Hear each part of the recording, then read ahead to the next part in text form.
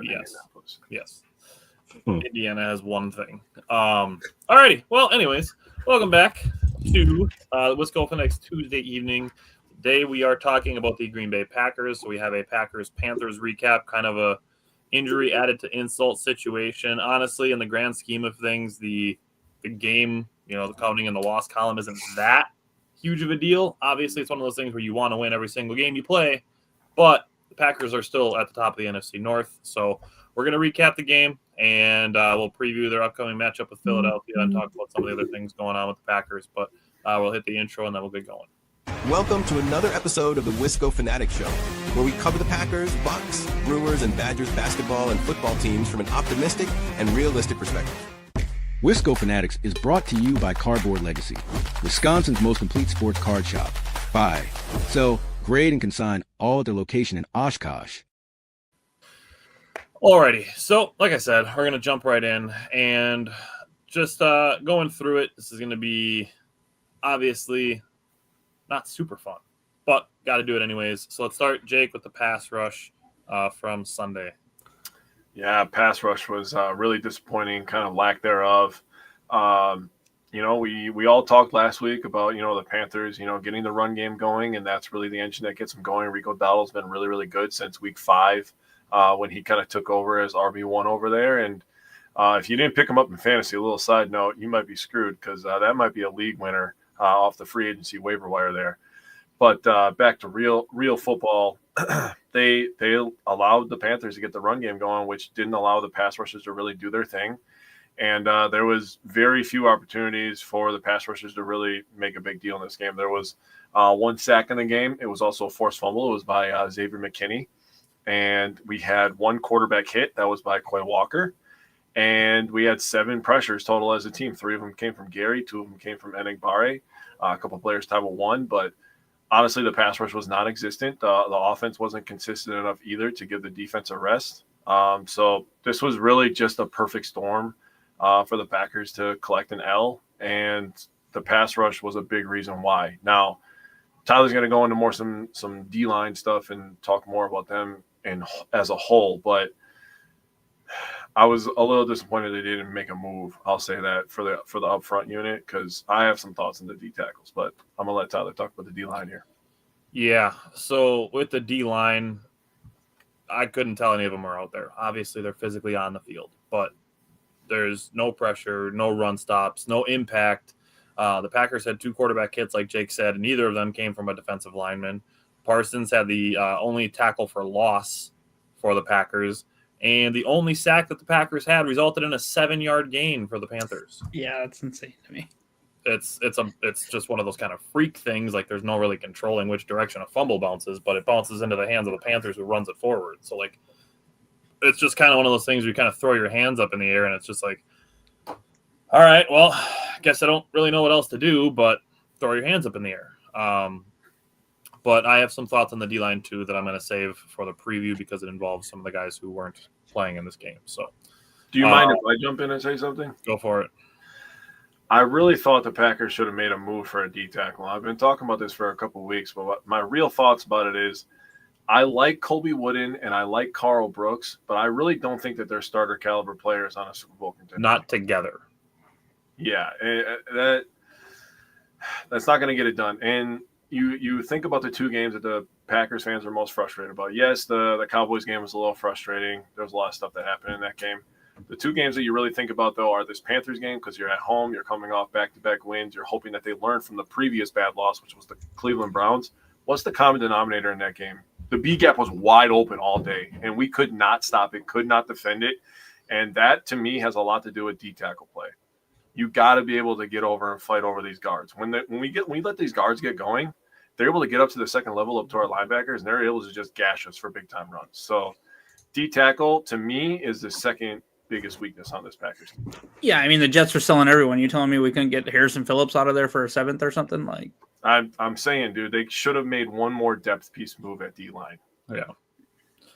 Yeah, and we'll talk about health a little bit, too. That's something that I'm going to bring up when we get into the preview. But I still do think there's a chance that a few veterans could ask for the release. And yeah, there's still opportunities. That stuff kind of happens after the trade deadline anyways. Right. I get it's just not one of those things you want to have to rely on. You don't want to be like, okay, yep, it's not. I don't think the buyout market in the NFL or the release market is quite as big of a deal as it is in the NBA, where it's like, okay, I'll say this: it's too bad that Calais Campbell seems like he's just fine losing. Carolina, I mean, the Cardinals have been okay. They just won a game, but they're not. Let's be honest. No one thinks they're Super Bowl contenders. It's like, Clay, if you haven't won a Super Bowl, like you don't want to go somewhere. Like he would have been like the perfect addition for us. Dude, they're in a crazy division too, man. I mean, the 49ers, nobody can figure out, but they win. Seattle looks good. Seattle looks amazing. The Rams look amazing. I'm telling you, the Rams might be the best team in the that's NFL. The other thing that kills me is that Seattle, the Rams, and Seahawks all made moves. And then you had to be fair to the Green Bay Packers, we just made the biggest trade of the entire season 2 months ago. Right. None of the things that happened today, other than the Jets picking up a lot of picks, none of them were bigger than the Micah Parsons trade. So if we're being realistic and optimistic about it, people wanted things to happen today. I wanted things to happen today. Jake clearly wanted something to happen today. Simon was I was on board with Simon. I still wanted something to happen, but Simon being realistic was like, really, we're not going to do much. Now for me, we need the middle picks now, like the 2 to 5 are probably pretty important to us the next couple of years. We need to hold on as much as we can, being as we need to build around younger players because we have a lot of cap hits from these great players. But if we could have got a Harrison Phillips for a 6 or 7 or a cornerback or something like that, or a Trevor Penning who could have, used a change of pace, who's going to be a free agent for a 6th or 7th round pick, that's something I would have liked to see us dip our toes into. Yeah. I mean, they did one of those things too with Darian Kennard. They picked him up for like a late round pick. Yeah. I mean, they did some of those things. It's like, there's stuff done. There's rumors also too, but we'll address that in the preview as well. So, Simon, how did you feel about the run defense? I mean, it wasn't good, but obviously I think Dowdle had a pretty big day. But, I mean, he really killed us on a couple long runs. Other than that, I didn't think it was terrible. I just think there were opportunities to get them off the field that didn't end up happening. And that was what really ended it. Because 11 of their rush attempts so they had 33 rush attempts. 11 of them went for first downs. And Dowdle had 2 carries that ended up going long for a total of 48 yards. And I mean, Chuba Hubbard wasn't really a factor, but there was just like, it was like they got first downs when they needed them the most versus our defense. So I think the numbers are bad, but like there were times when the run defense stepped up and they just didn't finish. And I think that was kind of like the story of this game is execution when it mattered the most. Especially when we go into the offense, we'll probably talk about that. Yeah, for sure. You got more yet? No, that was it for run defense. Bryant, linebackers and tackling. Yeah, I mean, in full transparency, everybody watching us, I've been super swamped, haven't had a chance to do a huge breakdown, but I was there in person, unfortunately, watched the biggest probably upset in betting history and Green Bay's history, so that was wonderful. I thought in person, they're one of the big runs. I'm pretty sure Quay, you guys can correct me if I'm wrong, it looked like he way over pursued one of them and left a huge hole on one of the bigger runs earlier in the game. So a couple of them, and I just felt like the tackling, I didn't look up the numbers, so I apologize, but there's a couple times it's like, if they just bring them down, we're in a good 5 missed tackles, but those 5 misses are pretty big because, like Simon said, I kind of let them get the running game rolling. I feel like they're running the ball pretty good on first down too. Several times kind of got us into trouble. And then of course at the end of the game, I mean, I feel like we should know a run is coming there. They haven't thrown the ball at us all day. We need to be inviting them to throw the ball there. And we let him run up the middle to get into field goal range for a 20-something yard run or whatever it was. Like, I feel like that's inexcusable. The linebackers need to be right there in the middle. Like, what are you doing? Let them throw. If they're going to throw there, let Bryce Young, who threw for 100 yards in the game, beat you there. You cannot let Rico, who's been beating you. We literally said this coming into the game, and I said it. How do you lose to a crappy team? You lose the turnover battle. You let them run all over you. And stupid penalties are stupid special teams, and that's exactly what happened. The one correction I'll make is that last run by Rico Dowdle was actually the fault of Evan Williams. He's the one that missed the hole. He went inside when he was supposed to have the outside zone. Linebackers did a really good job on that play. That was Evan Williams' fault. Okay. I mean, I also don't think Quay had that good of a game in He general. was the worst graded Yeah. defender on the Packers. Yeah, Quay wasn't Doesn't good. surprise me. Yeah, shoving people on the sidelines or whatever happened there, and Yeah, it's one of those things where like everybody's entitled to have a bad game. It's just it would be nice if it didn't all happen at once. Yeah. All right, Rains and pours. third and fourth down defense. Yeah, third and fourth down. So we held them to 4 for 10 on third down, but they were 2 for 2 on fourth down. So a couple of times when we stopped them on third down and they were third and short, they ended up picking up the fourth down. So in the first half, they were 2 for 6. The first 3 third down attempts they had, they actually passed the ball, which was surprising to me. And then the last 3, they ran the ball. Success rate, they were 0 for 1 in third and short area. The first third and short they had, they got stopped a yard short. And then the fourth down they picked up was the 4-yard scramble by Bryce Young, where Bryce Young was literally pointing for a first down while he's still on the field of play. And then he gets shoved by Edrin Cooper, and everybody's freaking out like he made an illegal play. Also, what the hell is Greg Olsen looking at? Oh, he's way out of bounds. He's way on the past ground. the It was not even On the close. bounds line. Like, bro, his second foot, his third step hit inbounds. What are you looking at, my guy? Oh, People my like, God. oh, they knew he was going out of bounds. It's like, no, the defense is told to hit the quarterback if he's in bounds. I don't care. You don't Hit want him. to get hit out of bounds?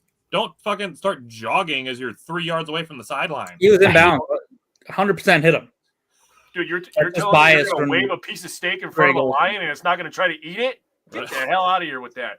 I was freaking out. I was like, oh, Yeah, this is 'cause going to be a long-ass that- game, dude. Then you get the BS Mahomes crap where he kind of slows down and Yeah. then cuts back inside. It's like, Yeah, no. Hit his ass. yeah, I'd rather hit him. Take the 15-yard penalty or whatever. That was I agree. actually a good officiating call to pick that flag up. Yeah. It is. So then in the third medium area, they went 2 for 2. In the third medium area, we actually forced an interception on one of them that they missed. That was a good play call. That was where McKinney was kind of playing like a superstar, like he did last year, where he forced a fumble and then a couple plays later he ended up with an interception. That was a good play call. That was the double blitz with Quay and Edrin Cooper, which I know that it feels like Hafley wants to get away from blitzing. He really wants to be able to just get home with 4, and I understand that. That's kind of the other reason why I felt like they should have made a move for a D tackle, because the way they want to play defense, the way he wants to coach it is he wants to rush 4 and drop 7, right? And just not able to do that on this Sunday. And he called a blitz and a good play happened. I thought we should have maybe blitzed a little bit more because you're stopping the run if you blitz as well. Third and long, they went 0 for 1 in the first half. Get to the second half, they were 2 for 4, 2 runs, 2 passes. So they did a nice job mixing up the play calls. The 2 that they picked up were in the third and short area. They were 0 for 1 in the third and medium, 0 for 1 in the third and long area. But they did end up, like I said, picking up the fourth down when they did get stopped in that third and medium. So it was just, again, this was just like a perfect storm for the Packers to lose this game. This game was just frustrating all the way around. Offense, defense, special teams didn't help us. And I know Brian's going to have a field day because you know what? If I had special teams, I would have a goddamn field day today. But it is what it is. Third down, I thought they did good. Fourth down, you got to get them off the field. It is what it is. Yep. Simon, how did you feel about the secondary? Scott said he just heard they were trying to pick up Asante Samuel Jr. We'll talk about that in the preview part, Scott. Simon, how did you feel about the secondary? It was fine. I mean, they only attempted 18 passes, 102 yards through the air, and then McKinney had that interception, red zone. Bryce Young only ended up with a pass rating of 53.5. I don't know. Like, if you looked at, like, the numbers, you would just assume we won this game. Yeah, it's insane. It's so frustrating seeing, like, 300 – I'm getting into it a little bit – 300 and some yards of offense. And then it's just like, how did we lose this game? Bryce Young didn't do anything special. And this like kind of ticked me off a little bit. Someone's like, Bryce Young's 2-0 against us. I'm like, Bryce Young is not responsible for that win whatsoever. I mean, he made a couple nice throws. I'll give him that. Yeah. But like, he didn't like put the Panthers on his back and carry us. I thought the secondary played a little fine-ish. What happened on that play that Carrington Valentine almost intercepted? Because I swear it went through his hands, but I didn't see the replay on TV. I think the receiver dropped that one. Yeah. No, it got past Valentine. It was early in the game, but Ted McMillan caught it. Yeah, Tet literally just took the ball out of Valentine's hands. That's literally what happened. It was just Tet being a big wide receiver. I'm thinking one on the sideline. It was early in the game. Yeah, no, that was the one over the middle. That was nice coverage by Valentine. You can't really blame him for that. It was just a nice play by Tet. That was Tet being a beast. Yep.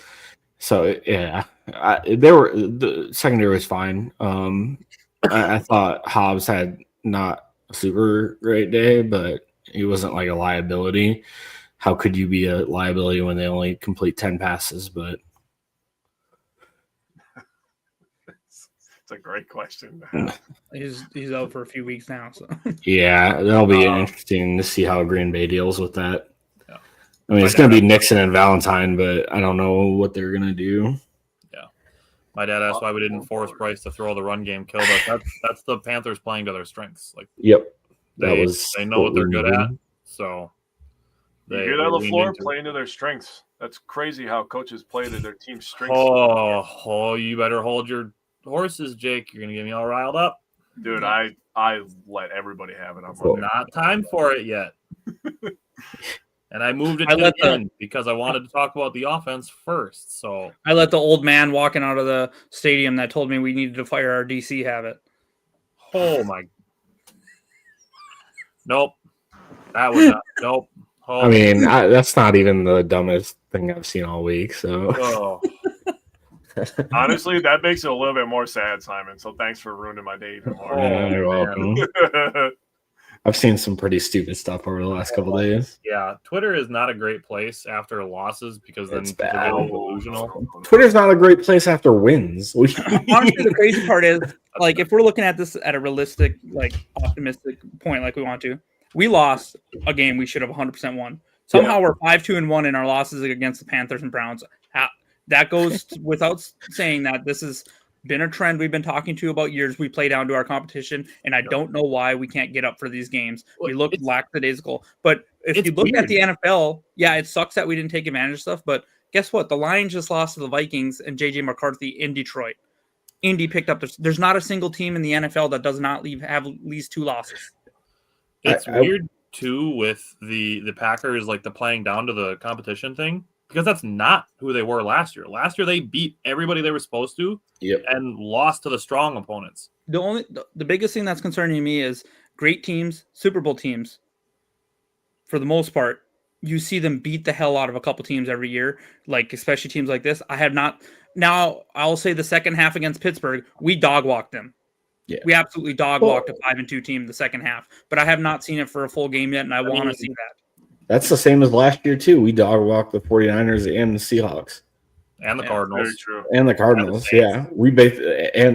convincingly. That's just not something we've seen this year. And I don't know. I mean, they had all the hot starts at the beginning of the season. You could almost say we dog walked Detroit a little bit the first game, but I consider that dog walking because they didn't score until late in the game and put it in 2 possessions. Both of those games had garbage time touchdowns. Yeah. But right now we're just not doing that, and I don't know if we're having a lull, what the issue is. And now we lost literally our attitude leader on the field, so hopefully someone's ready to step up. Yeah. All righty. Red zone defense. Yeah, red zone defense wasn't super good either. First attempt. They threw 2 passes and had a run. First pass attempt was the forced fumble by McKinney. I really just want to know what the hell Devontae Wyatt was doing. Honestly, he first he tried to catch the ball in the air, which I understand, but then instead of staying focused on task, and this would go for Quay too if you rewatch the play. Both of them are kind of just looking at the ball and just like, oh man, you almost had it, and then the Panthers player picks it up, and I'm like, you guys are not locked in today. They were not locked in. They were not. That shit was making me so mad when I rewatched it. I rewatched it twice just to. Yeah, did they not have a chance to pick up that fumble that got knocked forward? I felt like they did, but dude, they did. That's what I'm trying to say. Is Devontae Wyatt went like this, and then instead of like trying to go for the ball that he missed, he just went like this and was like, "Oh no, I missed it." I'm like, dude, go get the ball. It's still live, dude. Assume that it's live. I don't understand, but whatever. And then after that play, they forced a negative 2-yard run, and then the play after that was the good pressure, and they forced an interception. The second attempt, they threw 3 passes, had 3 runs. Bryce Young went 1 for 3 for 8 yards, and then they had 3 runs. And they ended up scoring a touchdown. Third attempt, Bryce Young threw 2 passes. He went 1 for 2 for 8 yards. So in total in the red zone, he was 2 for 4 for 16 yards, had a fumble and an interception, and we gave up 2 fucking touchdowns, dude. We gave up 2 touchdowns in the red zone, and he had 16 goddamn yards and a turnover. What the hell is going on? I mean, now obviously in the third attempt, we ended up getting into a 3rd and goal, and there was a PI called on Nixon again. My God, keep your hands off people, Keyshawn. Good Lord, how many more PIs can you get called for? Let me say something here. On the other side of the field, completely away from Nixon and everyone, a flag went up on the snap, on the sideline from the side judge that could definitely not see that play. And they didn't say anything. I don't even know if they mentioned it on the TV, but there was a flag on the field, and there was no way that he could have seen the PI on their side of the field. So I don't know if there's a penalty that they just picked up and decided it wasn't a penalty, but they never explained it. Well, I thought it was going to be offsetting penalties, to be honest. The only thing they did on the TV is they said there's multiple flags on the field, and then the only thing they announced was a PI on Nixon. And I'm like, of course. And the other flag was literally on the other side of the field from Nixon. There's no way that was what the call was being made.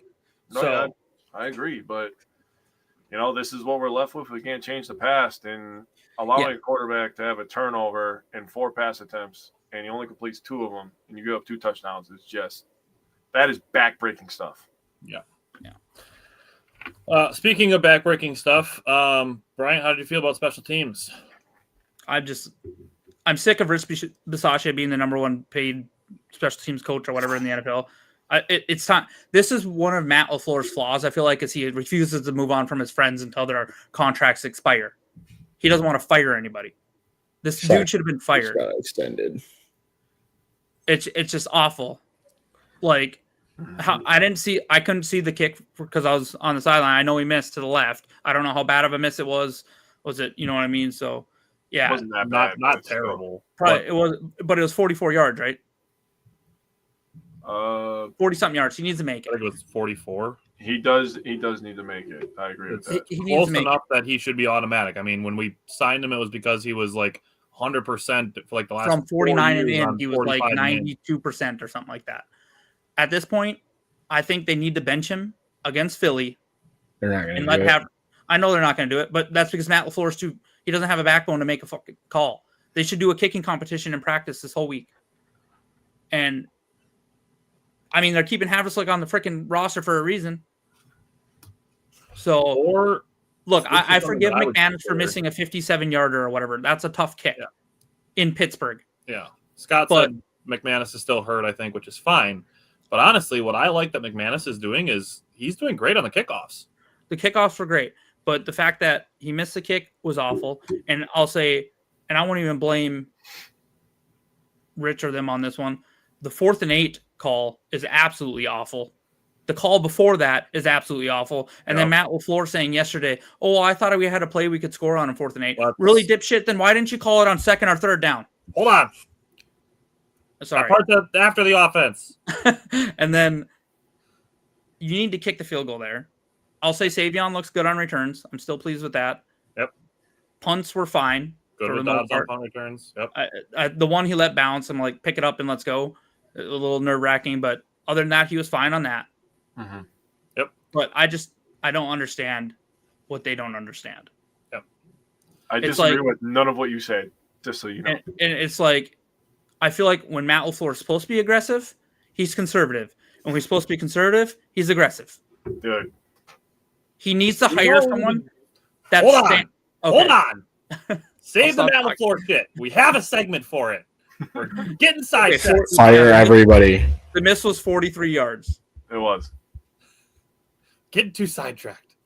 We're going to have a whole segment. An airing. Hire Mike McDaniels. So, he's got to get fired first. It's coming. Come on. Okay. Let's not pretend. We should have called Miami and said, we'll take your 4th and McDaniels from you for our 7th. So, but okay, yeah. Special teams, I'm so sick of it. Yeah. All right. Let's go into the offense and start with tight ends. All right, this is gonna make me cry. Yeah.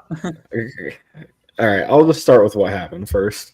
Kraft ended his day 2 for 20 before the 3rd quarter.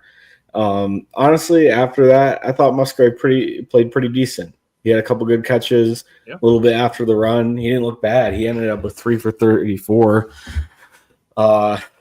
Fitzpatrick didn't really do anything in the receiving game. Honestly, like this. What was that? My phone. Sorry. Oh, Sound like a horn. I thought it was like a piano. It's my son. Sorry. You're good. I really hope this like kind of forces an action, kind of like the first year when we lost Musgrave for his period of time, and it kind of forced Tucker Kraft into more playing. I kind of hope it has the opposite effect where we're now forced to play Musgrave more than maybe the coaches wanted to, and that might force better play out of him. But we really need him to become kind of like that underneath guy. It's pretty crucial to the way this offense has operated the last month, where they're taking away like the deep stuff from us. And Kraft has operated really well on the underneath stuff for the most part. So I'm hoping Musgrave can kind of pick it up. But losing Kraft for this offense is just honestly, outside of Jordan Love and Micah Parsons, you could argue that he would be like the number one guy that would like suck to lose on this team. Like maybe McKinney, but when I looked, I could see that. I was like 100% like he was laying sideways when I see him on the field. Yeah. But I had looked down and I was like, that's Tucker Kraft. I can just tell by like his body shape. And I think I could see the tattoos on his arm. Like you can just tell that it's like, you know what I mean? I love Tucker Kraft. I know his body. I looked around. I said, I'm pretty sure that's Tucker Kraft. And I literally said, please don't be Tucker Kraft. And then they announced as Tucker Kraft. I was looking for him. I was trying to see if I could see him on the sidelines. And it was just like an audible, like, deflation in the whole stadium. Like I was really hoping it was like something like minor, like an MCL or a PCL or something, where it's like 3 to 5 weeks and we could get him back for the playoffs. And even after the game where it was like, oh, I think Tucker Kraft has an ACL and they didn't know yet. You still kind of had to wait for the Monday. But yeah, but on the bright-ish side, obviously losing him is terrible.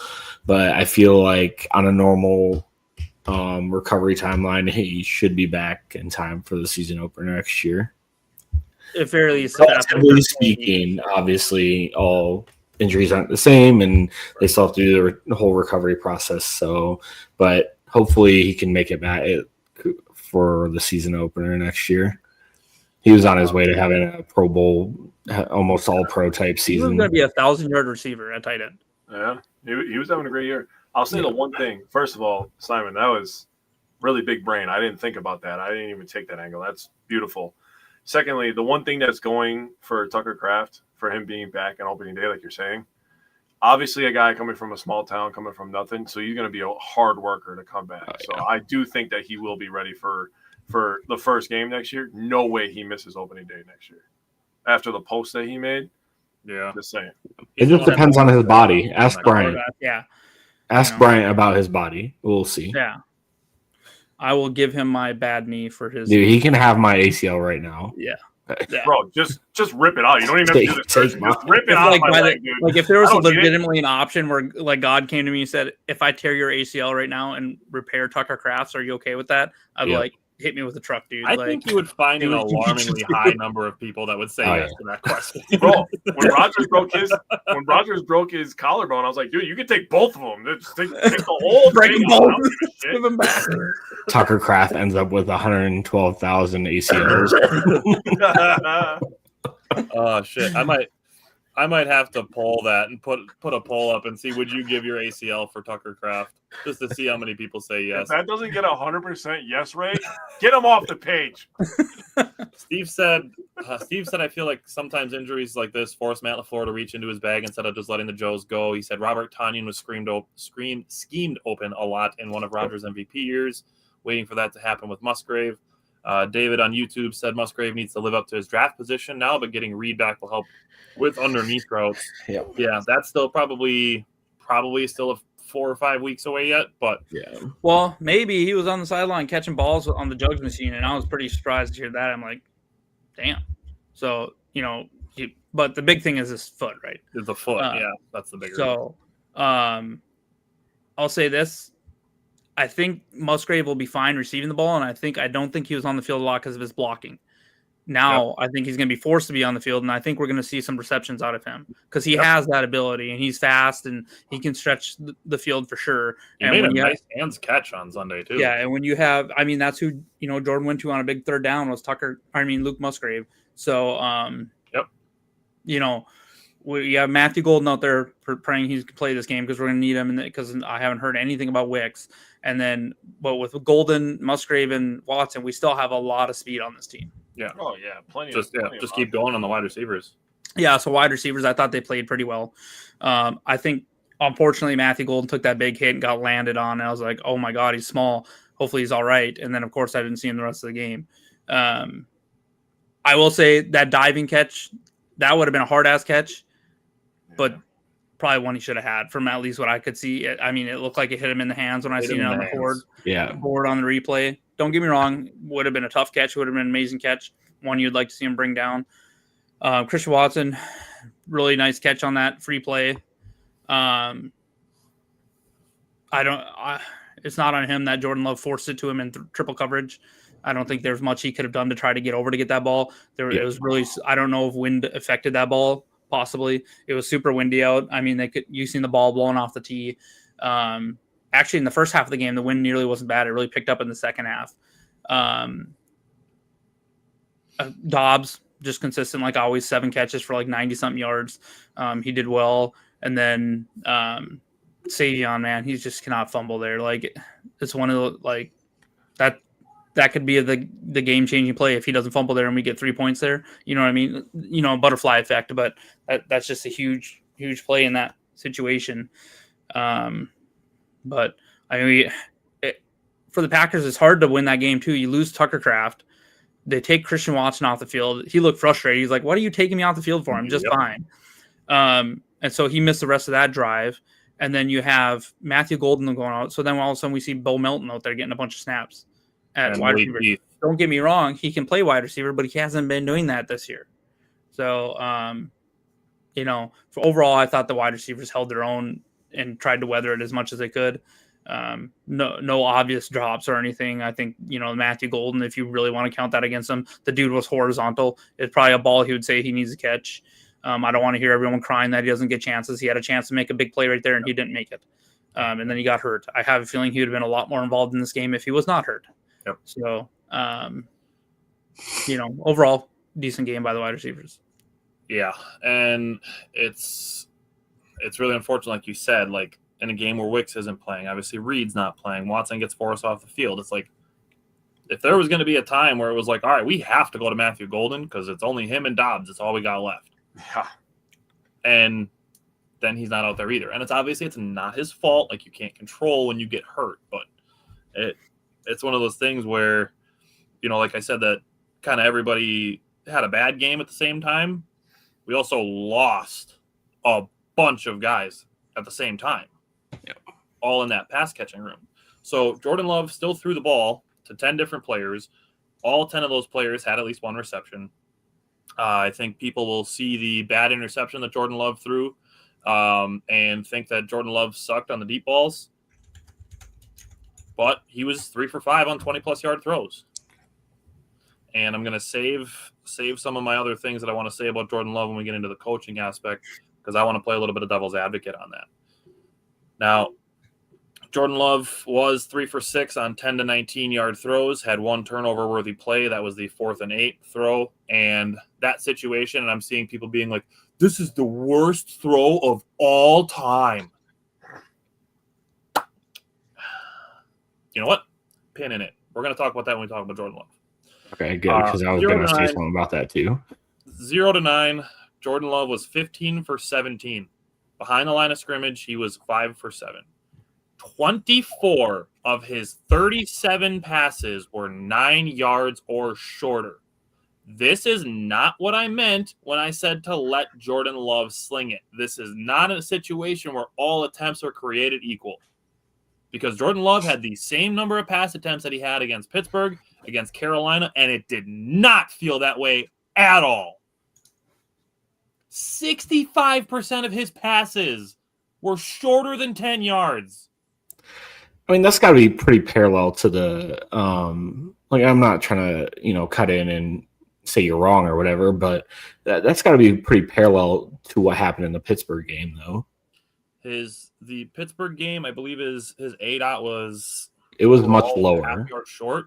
But let me tell you, the 3 deep balls that he threw 45 yards down the field are doing a lot of heavy lifting. Sure. Again, like when we're looking and seeing that 24 out of 37 passes, 2/3 of his passes are within 10 yards. Steve said 40-yard bombs or screens. That's going to be the devil's advocate that I'm going to play when we get to Jordan Love. So, Bryant, how did you feel about the O-line? No, I mean, Morgan getting blown up on that like quickly or smoked on that sack wasn't great. And then too many damn holding calls, man. And they were legitimate holding calls. When I seen the replays, I was like, you can't even. I was mad because they were calling a bunch of penalties against us, and I felt like we weren't getting any of them called for us until later in the game. But, I mean, 3 holding calls is just drive killers. Like, you can't do that. You know what I mean? Actually, there was another one they declined because we had a 3-yard or 4-yard loss on the play. So there was like 4 holding calls on the offensive line. It sucks. I don't know what to think about Banks at this point. Dude can't stay healthy. I don't know what the injury was. What'd they say it was? Stinger. Yeah, it's something different every week with him. So it's like his 6th different injury now he'll be listed on the injury report with or something like that. So, that means Ryan had to play the whole game too. And we see when Ryan gets chopped down at his knees, he kicks backwards and decides to blow Tucker Kraft's ACL. I mean, he didn't know that was going to happen. Devil's advocate, he didn't know that was going to happen, but I don't think it's fair to give Ryan shit. Yeah, I'm not blaming Ryan, but like I've seen some people do it. I don't think it's maybe fair. Just shove the guy's face into the ground instead of jumping backwards and where there's plays going on behind you. There's no way that you're processing somebody diving. Yeah, you can't. And knowing that there's you're right. You can't process it that much. Yeah, so it's not on him. It's just a crappy situation. Yes. If you look at PFF, honestly, this is another thing where Simon's talking about too, where it's like all the stats say we should have won. All their PFF grades are all positive for the most part. Like they all played what they say was a good game. However, I felt like in the big moments they got beat.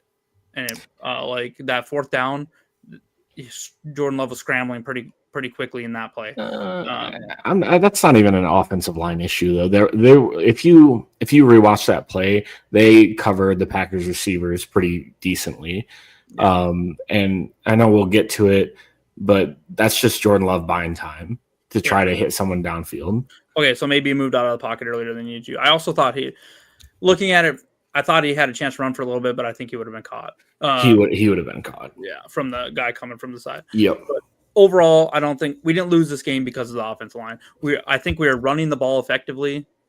But however, Emmanuel Wilson is a very hot and cold player. When he's not on, stop giving him the damn ball. Strongly agree. Like he had 1 run for 7 yards. The rest of them went for like 8 yards total. The other 5 or 6 carries. It's like, stop. You can look that up. Go ahead, Mr. Simons. No, he had 1 long of 7 yards, and then his other 5 carries went for like 9 yards or something like that. And he wasn't getting any room. And like he's dropping balls and everything else. Where's Chris Brooks? He had 1 play, and it was a good play in this game. I thought he had a couple receptions. Yeah, well, no, I think it was only the 1. He had at least 2 catches. Oh, was that at least 2? I think it was. I remember. He definitely had like 2 receptions because I remember one of them was really good. Yeah, he had 2 receptions for 24 yards. Okay, the 1 was the big play on the first down for a first down. But what I'm saying, I mean, like I would like to see Chris Brooks get a carry or 2 at this point. If Wilson starts slow, he's not like where like running backs like Jacobs or Henry, or you just keep pounding the ball with them and eventually they break one. I feel like Wilson's like he's either on or he is not. And I feel like he was off again, and I feel like we gave him the ball too many times, to be honest. And he wasn't where Jacobs was doing really well with the run game, averaging like 5 yards carry. Wilson couldn't get anything going. So, but overall, I think the offensive line played decent. His other carries did go for 9 yards. He had a long of 7, and his other carries went for 9 yards. And Josh Jacobs did average 5.1 yards per carry. So, and Wilson's at like 2.6 or 7. Yeah, Wilson wasn't good. Yeah. Simon, anything else you want to add into the running game? I know Sam said it in the comments too, and yeah, just kind of adding on to. I mean, the running game was this.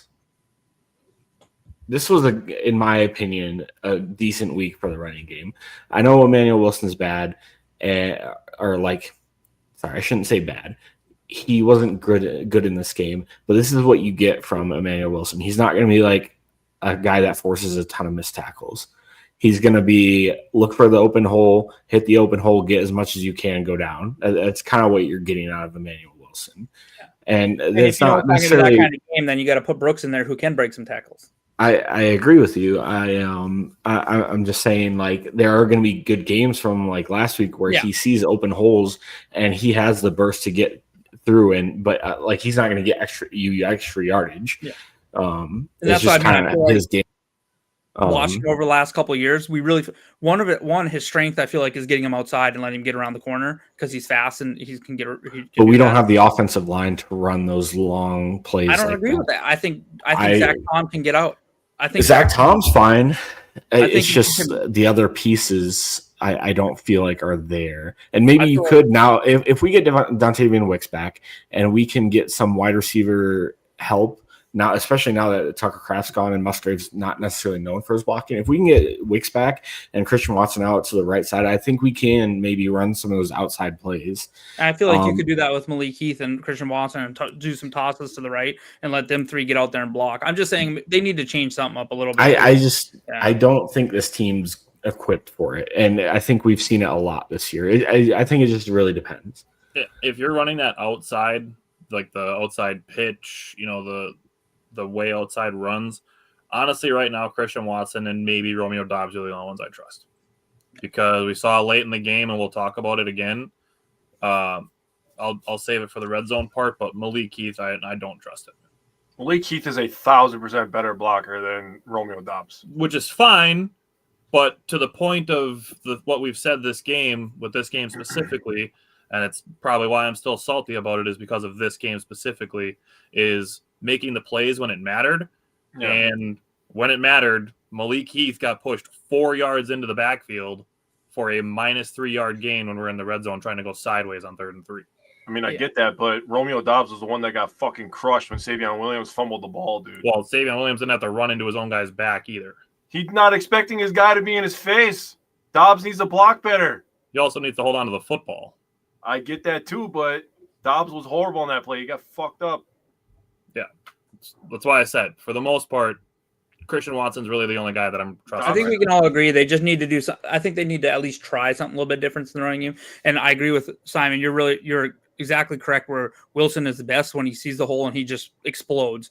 And I think Matt LaFleur needs to do a better job of identifying it. I should stop, Tyler. I think Matt LaFleur needs to identify. Matt LaFleur needs to identify it better. That okay, this might not be a Wilson game because we're not going to be able to block that well, and we need to do something different. And so he probably doesn't need 8 or 9 touches this game. Yep, he's not that. He's our 7th or 8th best playmaker on offense. He doesn't need 8 or 9 touches or whatever he ended up with. Yep, I'd rather see Savion getting the ball out of the backfield. To be honest with you,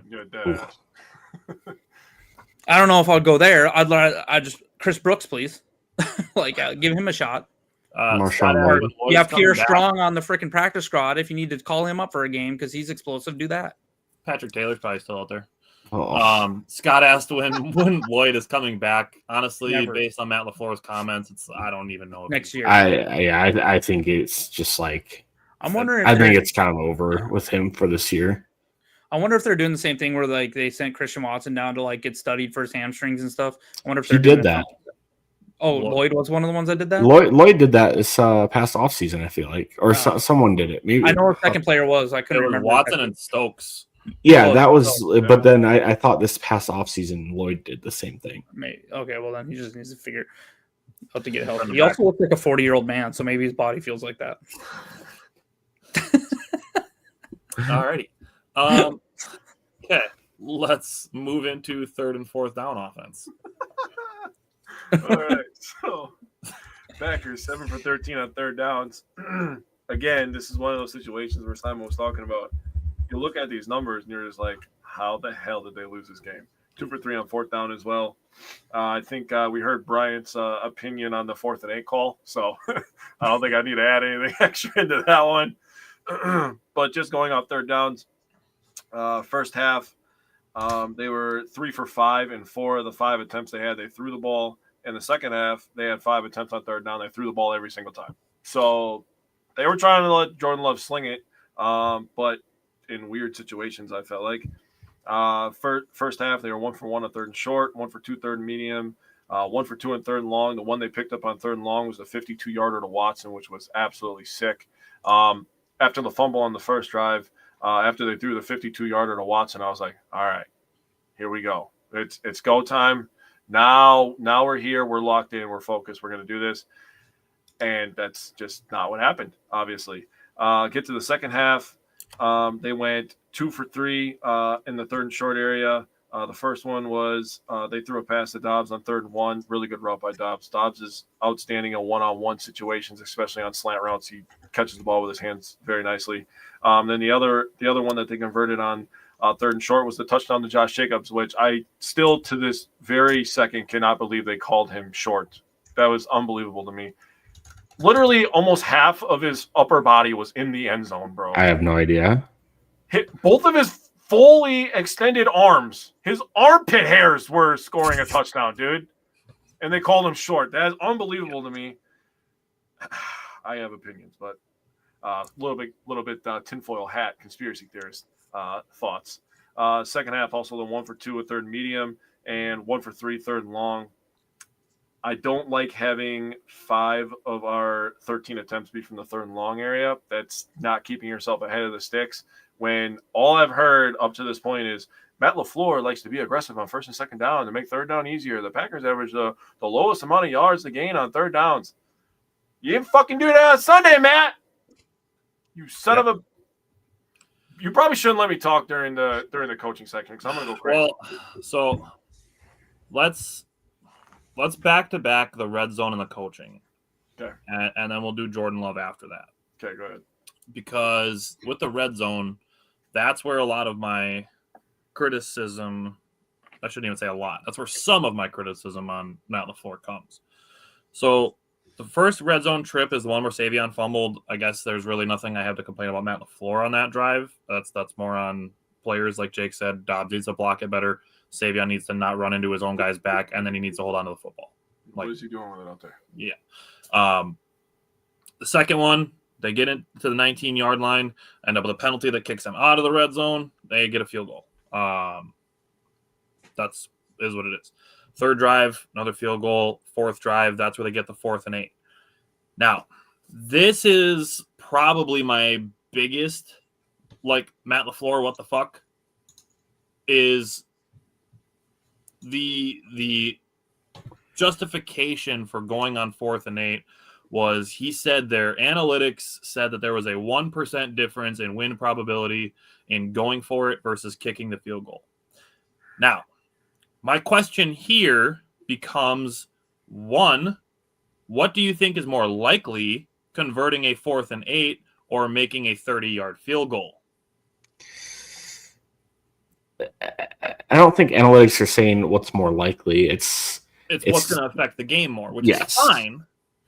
But again, like, what's more likely? Also, if you're thinking about that you're going to go for it on that 4th down, why the absolute fuck are you going backwards on 3rd and 3? You know that you need 3 yards. Why are you trying to make it harder on 4th down if you're going to go for it? The tush push isn't banned yet. It's going to be, but fucking it's a broken play. Dude, you can even fumble on the tush push and it's still good. Use it to your advantage while you can. And I know we can't do the Kraft shaft anymore, which makes me sad, but Jordan Love is healthy now, so we don't have to. Yeah. Well, I just want to do it because I like it. Jacobs run into the back of the offensive line twice. If it needing 3 yards. Then to try to go backwards and then go for it on 4th and 8. Yeah, I love their little analytical things, but they can't put in how the game's going. Also, what does the analytics say? What's the percentage chances if they kick the field goal and they get the 3 points? What's the difference between that and not getting it? I would like to know those numbers because I bet you if you kick the field goal, your chance of winning goes way up more. It's not a 1% difference of getting the actual making the field goal versus missing there. I would bet it's got to be the difference between making a field goal and having a turnover on downs. That's where the 1% difference has to come in. But I still don't think that the probability in converting the 4th and 8 is the same as converting a 30-yard field goal. Well, that 1% reared its ugly head because I'll tell you what, because if you kick the field goal there, not only are they not able, if you have a 3-point lead there after you score that touchdown, guess what? They're probably not running the ball down the field. You're forcing Bryce Young to throw it then, and he really hadn't shown much. They could have. Huh? They had timeouts, so they could have. Sure, but a lot of times you see teams in that situation, they can't take too much running because they didn't put their backs against the wall a little bit more. And he didn't really break the big one until they got to midfield. So it took several, 3 or 4 plays to get there. So what I'm saying, yeah, exactly. They would have maybe moved him out of their game plan a little bit. You know what would have made all of this completely irrelevant? Winning? But McManus making the first field goal. Yeah. It would have been an easy decision. Yep. So that's the red zone. The next play or the next try that they had, they got in. They got at the 18-yard line. Wilson ran for 5. Love threw a pass to Savion for 6. Wilson ran for 4. Josh Jacobs to the 1. Next play, Josh Jacobs touchdown. There were 5 trips in the red zone. They scored on 3 of them, only 1 touchdown. You need 3 to 5 touchdowns, not 3 to 5 points. You need to be scoring at 60% on touchdowns in the red zone, not 60% total. It should be 100%, and like I said, 60% touchdowns. Yes. So my biggest thing with the red zone is to play downhill. Play downhill, not moving away from the line of scrimmage, away from the end zone. You are at the hardest place to get to. Why are you moving away from it? And I get that there's some of the things that the Packers do, but it's not every single play, it feels like. I get, obviously, run plays are starting behind the line of scrimmage because they're handoffs, but, last week, Tucker Kraft feasted in the red zone by moving forward. Just move forward. That's where the points are. Now. Yeah, I agree. If you're getting it 100%, if you know you're going for it on 4th down, I feel like run the ball on 3rd down. We're running it pretty well. Not out of the shotgun. Don't run it out of the shotgun. I don't even get it out of shotgun. Yeah. We did run the ball better out of shotgun this game. But yeah, that's where I feel like you just put Josh Jacobs on the field and be like, okay, the guy that literally just eats in the red zone, let him run the ball a couple times. If they run the ball twice there and we get stopped, I'm like, okay, I get it. I'm still a little frustrated, but I get it. At least we're running forward. That's not throwing a horizontal pass. That's a credit to Carolina. I can give credit to Carolina for that situation. Yeah. I will give credit to Jeff Hafley. They did use Nate Hobbs correctly in the slot, which is what they signed him for. That's what he's best at, even though he tells people that he feels like a boundary corner. That's where he should be used. So there's that. Going back to Matt LaFleur, let Jordan Love throw the ball, because you know what? I'm going to hold that part for Jordan Love. The offense playing down to Carolina's level by not being aggressive, trying to over finesse the team that is trying to make the game ugly, I feel like has cost Packers both of their losses. Trying to over finesse a team that wants to play ugly, which is exactly what the Cleveland Browns did. The Carolina Panthers followed the blueprint, and we lost a game by a field goal that neither team scored more than 16 points. We lost a 16-13 game and a 13-10 game. Both of them had a missed field goal. Both of the teams tried to keep the ball away from us, and both of the times it felt like Matt LaFleur was trying to over-finesse the game instead of trying to actually get down and dirty with your opponent and show that you can win in more than one way. That's how I felt about this game, and that's exactly how I felt about Cleveland. That is where my issues with Matt LaFleur are. It's not even necessarily that I don't think that he can coach. Like, obviously, we've had some kind of questionable, like, 2-minute situations over the last few years, but trying to over finesse situations where it's like, okay, once in a while, you got to, like, grab the bootstraps and, like, get ugly once in a while. Mm-hmm. I don't feel, and it's kind of a bummer to say, I don't feel like the Packers can win an ugly football game until I see it. Yeah. So, the red zone execution, just abysmal this week. There's really no way around it. Like I said, 20% touchdown percentage, that's awful.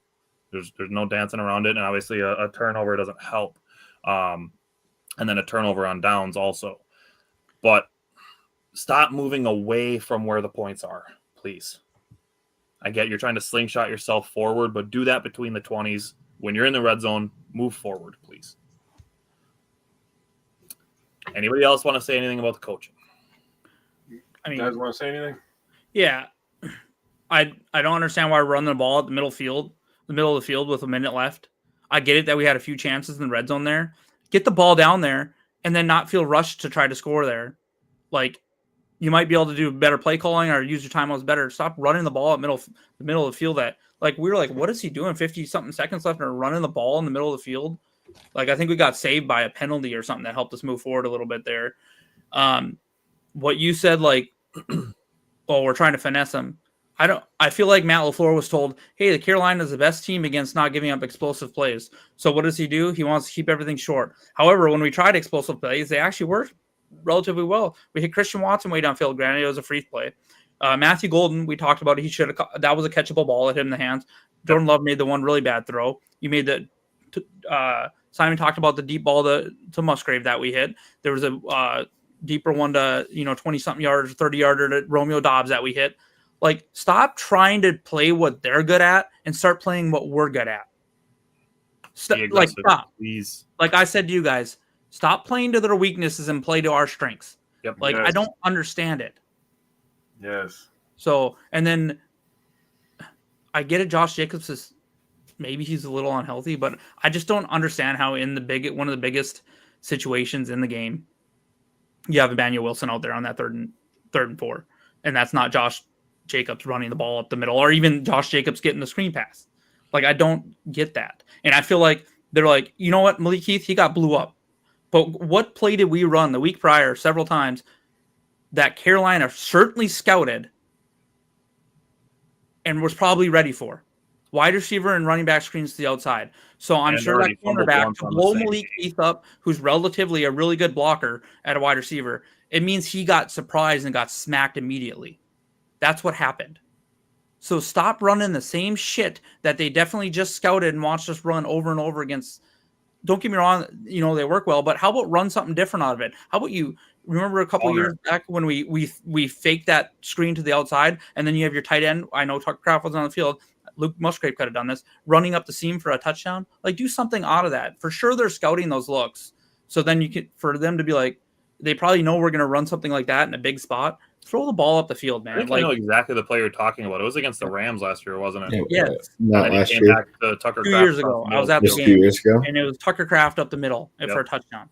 Like, do something like that versus just throwing exactly, oh, this is our bread and butter. This works. We're going to do it every time. Well, guess what? Something tells me that they had that scouted look for that cornerback to, just like Jaire did against freaking Adam Thielen a few years back. That was a scouted look. He blew him the hell up in about half a second. And good luck for any wide receiver trying to block that. Yeah. No chance.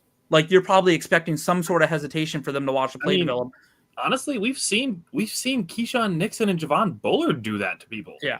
So, and I guarantee it's probably scouted looks and they know what's coming. Yeah. So the coaching just needs to be more creative than what it is. Even right in now. the coaching aspect of it, like I said it last week, like I respect what Dave Canales is doing with the Panthers. Like, they're still not a good team, but they're over 500. I'm just at the point where I'm starting to wonder. Don't get me wrong, we're still number 1 in the NFC, luckily, because the Vikings upset the Lions. But right now, if you're telling me we have to go to, I feel like we're not as good as Philly. We'll find a chance. We'll have a chance to upset them here. But are not even upset and beat them. I'll tell you, we probably shouldn't be favorites in many games. But it's literally we have a chance between a home and road. Yeah, 2.5 points is what you get for me in the home team. Yeah, so we should if we were going into Philly right now, I don't feel comfortable at all. If we were going into LA right now, I feel like we lose by 2 touchdowns. Detroit coming up on Thanksgiving. I already told my wife, tell people not to come over till after the game because I'm not going to have a good time. And at the way we're playing right now. And then, Seattle looked really good. We're going to be going to Seattle. We're going to see what that's all about. So I just don't feel like I'm hoping we can get our heads straight because really we'll get into it. I feel like Philly is not on paper. They're not that much better than us. They have players, but like they're not succeeding at a high rate right now either. They're having their struggles. So we'll see what happens. But I just feel like, unfortunately, I'm starting to feel like Matt LaFleur would be a great offense coordinator. He's just not a good head coach. I feel like he needs someone on the sidelines, not Rich Bisaccia. He needs to be out of there. He needs someone on the sidelines and not this analytical bullshit like, oh, it's a 1% difference. There's 11 and a half minutes left in the game. You take the points. I don't care. If it on a 4th and 8, if it's 4th and 1, 2, 3, I don't go for it. Sure. Yeah. 4th and 8, you take the points. Yep. And that to me is where the 3rd down call pisses me off. Yeah, like I said, exactly. I would rather, and we agreed on it too. Like I would rather see Josh Jacobs run into the back of the offensive line twice because I feel like you're at least trying to put the ball in the hands of your good player. Yeah. And instead of going backwards and trying to slingshot your way forward. Like just that makes me feel like you did 3 yards if you knew you were going to go 2 plays. I bet you, if anything, if you did a lot like an analysis of those exact types of plays, lining up an eye and running up the middle versus that outside screen throw, I bet a lot of the times like the chances of losing yards is a lot less on running it straight up the middle than it is on a screen throw outside. Yeah. Just from what I've seen from football, I would say the likelihood of the play going for a touchdown is higher. Yeah, but screen. The likelihood of losing is higher too. Yards. And that's the thing is like, are you trying to get the first down? Or are you trying to score a touchdown? Which there's plenty of space for you to get a first down. So I feel like, is he a checkers player at this point, not a chess player thinking a couple moves ahead? Like to tell me that, he wasn't thinking that they're going to go for it on 4th down.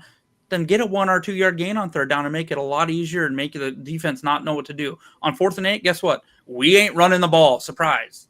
Yeah. So if you're thinking that you're going to be taking the field goal, then run a play that's going to try to get you a first down. He needs to have a little more foresight. And like right now, I just don't think he has.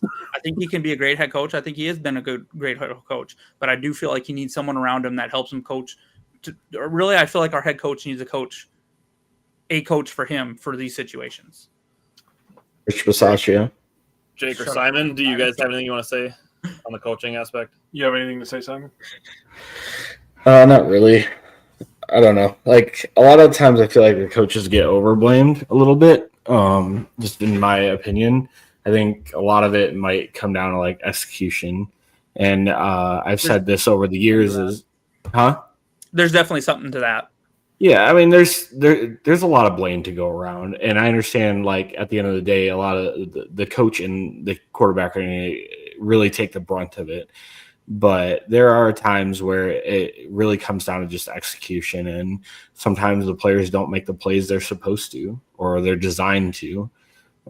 So I try not to fault Matt LaFleur too much, and there are times where people will just kind of like bitch one way or another. For lack of better terms, because I mean, if they make that 4th and 8, then nobody's gonna say crap. Oh, I wish. You're right. Okay. So first of all, Simon, you sound like the kind of guy that does something wrong in a video game and blames your controller for it. Just gonna say that. Oh no, it's definitely hacks in my lag.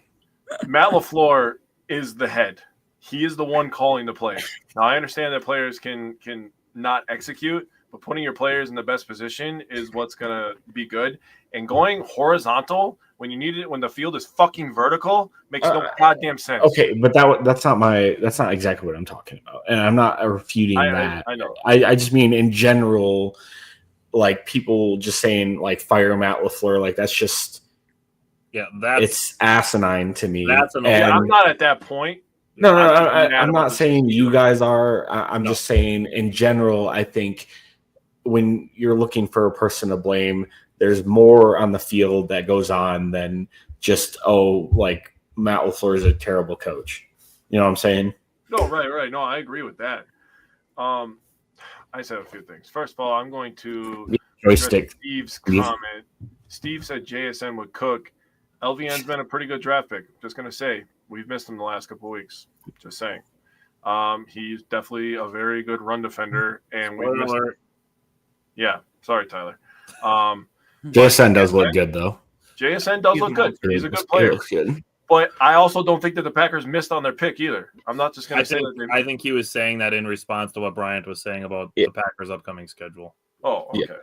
Okay. I just wanted to make sure.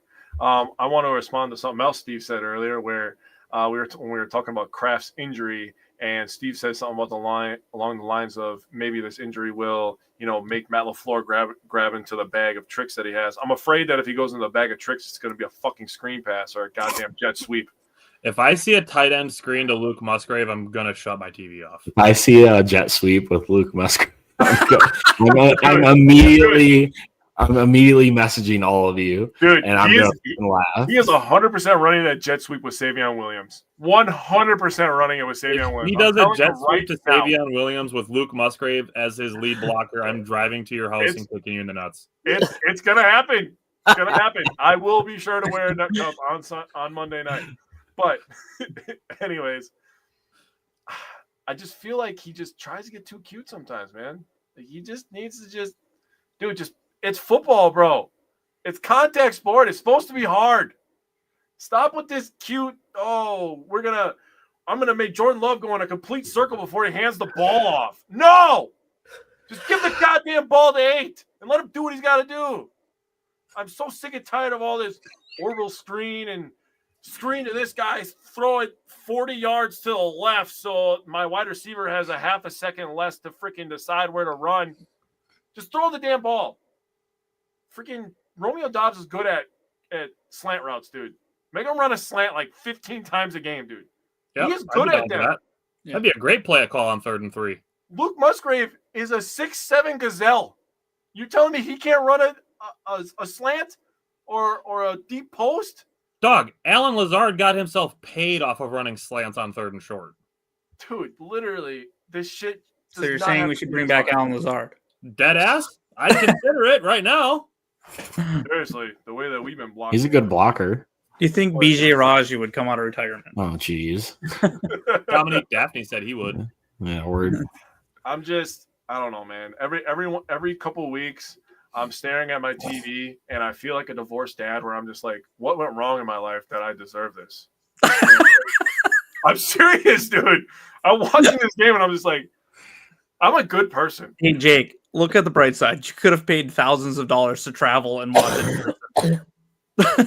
That's a very fair point. Well, hey, we're not all rich like you, Brian. We can't all drop $600 at the team store. So I had like 9 people I knew that went to the game, and literally all of them except you, Bryant, texted me and were just like, I never want to go to a Packers game again. And I'm like, well, if you want to pay for the tickets, just let me go. That's fine. I will go for you. Yeah. Oh, I'll go to a game again. I'll be there next year. Whether they win or lose, I'll be there too. I'm sorry, Steve. Steve feels attacked. I'm sorry, Steve. But man, are you a divorced dad? I'm so sorry. My point being, it doesn't have to be this difficult, Matt. Stop trying to be so cute. This is not a cute sport. This is a fucking man's game. Yeah. Stop with that bullshit. There's times for it. Yes. On the time of possession, like I said, this to me reminded me of the Cleveland game. Panthers run game controlling the clock in the first half. Packers only had 2 possessions before the 2-minute drill. They had a fumble and a field goal. Mm-hmm. That's a problem. We actually won time of possession, which is crazy. Which it is. Second half, they had 4 possessions. They had an interception, a turnover on downs, and a missed field goal before their touchdown. Time of possession was almost even, which should not have been the case. But, I mean, obviously you get into the red zone 5 times. Like, that means you're moving the ball at least well until you stop trying to go towards the end zone. Right. But, I mean, overall, I don't have a ton of complaints that way. Let's talk about Jordan Love. So, just going to transition from red zone to coaching to Jordan Love. I'm going to talk about the 4th and 8. People saying, oh, my God, this is the worst throw of all time. Just do me 2 favors real quick. 1, shut the hell up. 2, actually watch the play. And just actually, I'm going to add a third one, and it's learn ball. Like 4th and 8, meaning you can only convert or give the ball to the other team. What else would you have liked Jordan Love to do? Run into a defensive lineman? Yes. Run out of bounds? Throw the ball through the goalpost? It doesn't count as 3 points if you do that. He had to throw the ball. He's trying to throw it back to Romeo, after but running for 45 yards because the blocking sucked. Yeah. What else do you want him to do with the ball? He threw the ball where he could see one of his guys and one of their guys. And that was the best option. Yeah. And Romeo let up on the play because he had run out of bounds, probably thinking, okay, I'm not getting he got shoved out of bounds. Oh, did he? Yeah, but that would also be illegal touching, and it wouldn't have counted. When you look at the all 22, you can see that they were looking for a potential flag on the play, which is why Love threw it in that direction. Also, like I said, that's the only place where there was one-on-one where it feels like weird if he got shoved out of bounds. I feel like it should have been an illegal contact, but why would they ever throw that flag?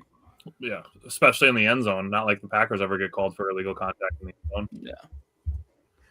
So that worst throw of all time, fucking seriously, after some of the stuff that we've seen Chicago Bears quarterbacks do, really? Recency bias much? Seriously? Okay. It's not even Jordan Love's worst throw of his career. Yeah. And I'll let everybody talk. Let's hold on to the interception for the last part. So, Bryant, everything else you thought about Jordan Love besides the interception? I thought he played fine. I mean, I feel like he probably needed to, like we talked about, he needed to dial some more stuff up down the field for him instead of, Panthers don't let up big plays. Okay, I don't care. We make big plays. Yep. Okay, that's what our identity is. We make big plays. If they're going to beat us that way by stopping what we're good at, then kudos to them. But stop, you know what I mean? Like, don't stop being scared of. Don't be scared of their strength. Yeah. Don't be scared of their strength. Trust that your strength is stronger than theirs. Because, like I said, coming into this, other than 2 teams that they really shut down, that defense was giving up almost 30 points a game. They could be scored on. And that's what's concerning to me about the Packers not doing it. And that's where it turns to coaching, because they try to play to their opponent instead of play to their team. And that's becoming a serious problem with this team. And I think that's why a lot of times we are playing down to our opponents, in my opinion. And then, but overall, I thought Jordan played fine. I mean, I think he threw for the most yards that Panthers had given up on the year against any quarterback. I think Dak had like 259 or 263. I think Jordan threw for 265 or 270 or something like that. 273. 273. The 4th and 8 throw, it was awful, but he really didn't have a choice what to do. I didn't see the push shove out of bounds because I was watching Jordan. Obviously, you guys get that instant replay or whatever. I didn't have that in this, in the at Lambeau Field. So, but for people saying that's the worst throw ever, no, it's not. It's not even close. He had to try to do something. Maybe he tries to run and truck stick someone. I don't know. Go back and watch it all 22. I don't think he had an angle to do it. He didn't have an angle to truck stick 6 guys on his way to a first round. So I mean, could you say, well, throw it a little more into where you have a couple people? Sure. But he trusts Romeo a lot. He's seen Romeo over there. I didn't see him get shoved out of bounds. You guys told me that just now. I didn't know that. So really, like, it is what it is. I know you said we'll save the interception, so I'll save on that. But other than that, I thought he made some good throws, and I thought he played fine. Yeah. Simon, how did you feel about Jordan Love? Yeah, I'm with Brian on this one. Outside the interception and the 4th and 8, which we kind of talked about, I thought he played fine. I thought it was, like I said earlier, this game just came down to a lack of execution when it mattered the most. And unfortunately, when it mattered the most, it was in the red zone, which we did not do great this week. And that's where the lack of points came from. Jake, how did you feel about Jordan Love? I thought Jordan Love was good. Obviously, some things to be desired out there. I don't know. I don't even want to talk about this fucking game anymore. I'm so pissed off about it. I'm still mad about it 48 hours later, dude. I'm still mad about this game. I cannot believe they lost this. I thought Jordan Love was good. I thought he made some plays. You guys pretty much covered it. All right, so I'm gonna pull it up. I'm just gonna pull it up. We're just gonna watch it together. Movie time? Yep, rolling in the projector. Okay, so Yes. here we go. This is the 4th and 8.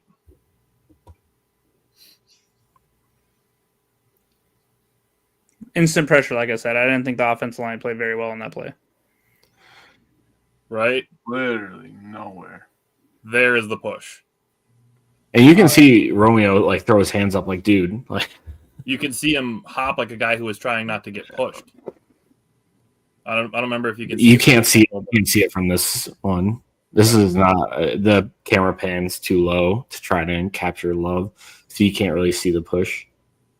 Well, definitely what it does is it shows that Jordan Love had a move, and I don't know what anybody wanted him to do. Okay. He like I said, he just had nowhere to go. Yeah. Yeah.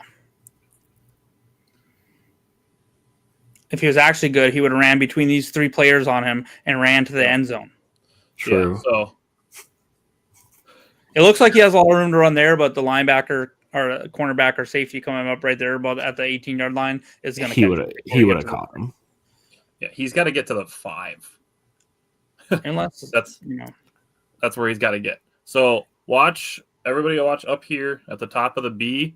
You're going to see as Romeo Doubs turns, like right where it says us, you're going to see just one arm like on his shoulder that's going to cause him to like kind of pop up and look like a guy who's like trying not to step on a line.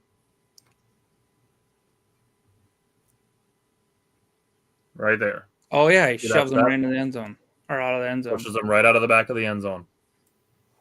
So I think there's a case to be made that that's what he was looking at trying to get a flag there. Yeah. So, Or, when he released that ball, Romeo Doubs isn't getting shoved out of bounds yet, and he's like, okay, I'm going to give my guy a one-on-one chance here. those are the 2 things that I took away from that. Now, on the interception, anything you guys want to say on the interception, and then I'm going to give my devil's advocate. I feel like he was just forcing a throw because he felt like he had to make a play. Yep. Just trying to make a play. Okay. Maybe I don't have to play devil's advocate on this after all. My thought on the interception was he threw 2 deep balls already. Both, I would say, are good throws. The one to Golden is one we think could have been caught. The one to Christian Watson was right on his face. Perfect throw. The other thing was that there's so many play calls going east and west that this is a situation where Love feels like, all right, we got to try to get the ball downfield at least once. And felt like he had to kind of manufacture a deep shot because they're not trying to pass this way. Like Jake said, everything is sideways, vertical, east and west. Like there's times and places for that. When the east and west game isn't working, stop trying to go east and west so much. Like the fact that Jordan Love threw the ball from 0 to 9 yards 17 times is ridiculous. 6 times from 10 to 19 or 10 to 19 yards, and one of them was that 4th and 8, is equal to what he threw in Pittsburgh, which is fine. But again, the east-west stuff was working in Pittsburgh. It was not working in Carolina. Like, stop trying to do something that's not working. Like, you got to be able to adapt and adjust. That's what bugs me about it. I would say I'm probably even more fine with like the 0 to 9 throws if it's on early down, like just trying to pick up like 4 or 5 yards. I'm okay with that. It's the negative behind the line throws that are killing me a little bit here. So, and again, there's times and places for that. And obviously if it's working, you can do it more. That's what Pittsburgh felt like. Like there's definitely a couple times that he hit a nice little 4 or 5 yard pass on first down. I was like, perfect. That's just like a run. I'm 100% on board with those. Steve said an extension of the running game makes my ears bleed. Yeah, I don't want to hear that. I don't want to hear that the short pass game is an extension of the run game. I don't want to hear that. Not when you have Josh Jacobs. You have a running game. And not when you drafted a first-round wide receiver and you have guys that are good downfield and you have the fastest guy in the draft and now you have your other deep threat back and you have a big, giant tight end who's athletic. I get I will. stuff with Savion because that's kind of like what his skill set is. I'll say it is like I'm okay with it being an extension to the run game to a certain degree, which is fine. But I do 100% agree. Like the throws between 10 and 19, Jordan Love seems to thrive in those. And Romeo Dobbs loves those. Dobbs makes a lot of plays in that area. I feel like Christian can make a lot of plays in those areas. So I do feel like that. I kind of would like that to be the sweet spot. Even we don't even have to go to 10 and 19. We don't have to chop it up like that. Yeah. Between 5 and 15, yeah. Even would be where I kind of think we should live a little more. And this is, I'll admit, it's probably some recency bias on my part, but it's just when it's so much short stuff on a day where the short stuff is not working. Like I said it to you guys, it feels like trying to break a rock with a plastic hammer. Like, why are you keep trying to do it? And that's where it frustrates me on the behalf of Jordan Love is like the Packers paid him to throw the ball. The Packers didn't pay him to be Bryce Young, Caleb Williams, and let's keep everything short and make things easy for you. So let's move on. Jake, I'll go to you first. We have Packers-Eagles now on Monday Night Football, and this game now feels much more important, and it feels much more like pressing, like a need to win because the Packers lost to the Panthers, where if the Packers lost to the Panthers, it's like, okay, we're beating the teams we should. The Eagles knocked us out last year. The Eagles are still, one of the better teams in the NFC. If we lose this, it's, it is what it is. Versus now it's like, shit, we feel like we have to beat the Eagles because then are we a tier lower because we've lost to a bad team and now a good team? Inconsistency, I think, is easier to live with than back-to-back losses, I guess. That's fair. So go ahead. Yeah, Packers defense versus the Eagles offense. So two people that I think of when I first think of the Eagles offense is Barkley and Hurts. I don't know if anybody's different, but that's just the first two people that come to mind when I think of this team. Now, the Eagles offense obviously is going to scout the Packers defense and see the two losses that we have and the running game got going, in that middle area of the offensive line. So when you struggle to stop Rico Dowdle, Philadelphia is going to try to get Saquon Barkley in those areas. And the Eagles offense has been really weird this year. I don't know if any of you guys have watched. They've been super inconsistent. Yeah. They're hard to figure out. Yeah. On paper, they should be fucking world beaters. That's what I said. They really should. It's not like they have been. I feel like we can beat them. They don't have a weak position group on their offense. No, they don't. But their offense is still just not great. The only thing that's weak is Jalen Hurts' ability to complete the deep pass is really the one area that you can kind of exploit. But he's a good runner. He's strong, and he's actually pretty accurate in the short and the medium area from time to time. I'll give him that credit. Packers come into this game second in yards per play. They come into this game tied for 10th in missed tackles. They have 42 missed tackles on the year. The number one team in the NFL with missed tackles is the Rams with 28, which I had to write that down because that's amazing. Only 28 missed tackles this far into the season. That's crazy. The Packers, 22 sacks in the season.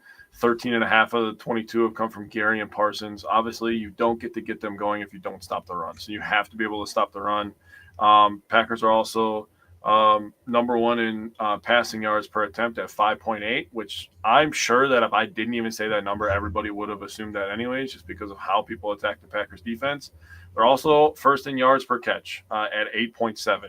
So the Eagles' strength of throwing it short and keeping it short and breaking tackles plays into the Packers' strength on defense, actually, because they're good at keeping people in front of them, and they don't miss too many tackles. 42 is really not that bad. Yeah, it's not. Yeah, they've been bad this year. So, I mean, it's all right, but the first things first, you cannot let 26 get going. Yeah. So that's got to be the goal, right? Stop 26, and you got to force Jalen Hurts to prove that he's actually a top 10 quarterback. Yeah, and the thing with Saquon is obviously he hasn't been as good as he was last year, but he's still Saquon Barkley. He's still very good.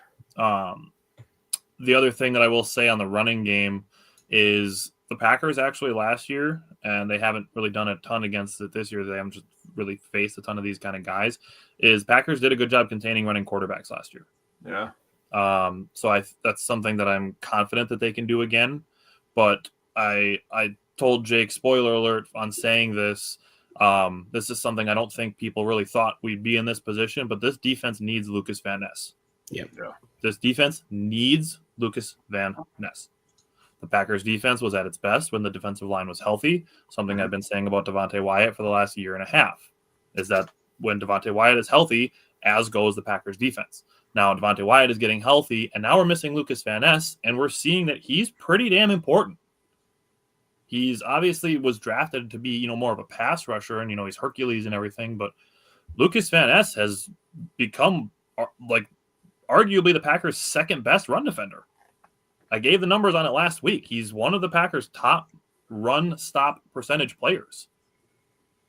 So the D-line needs Lucas Van Ness back, and what I need is someone to get home this week.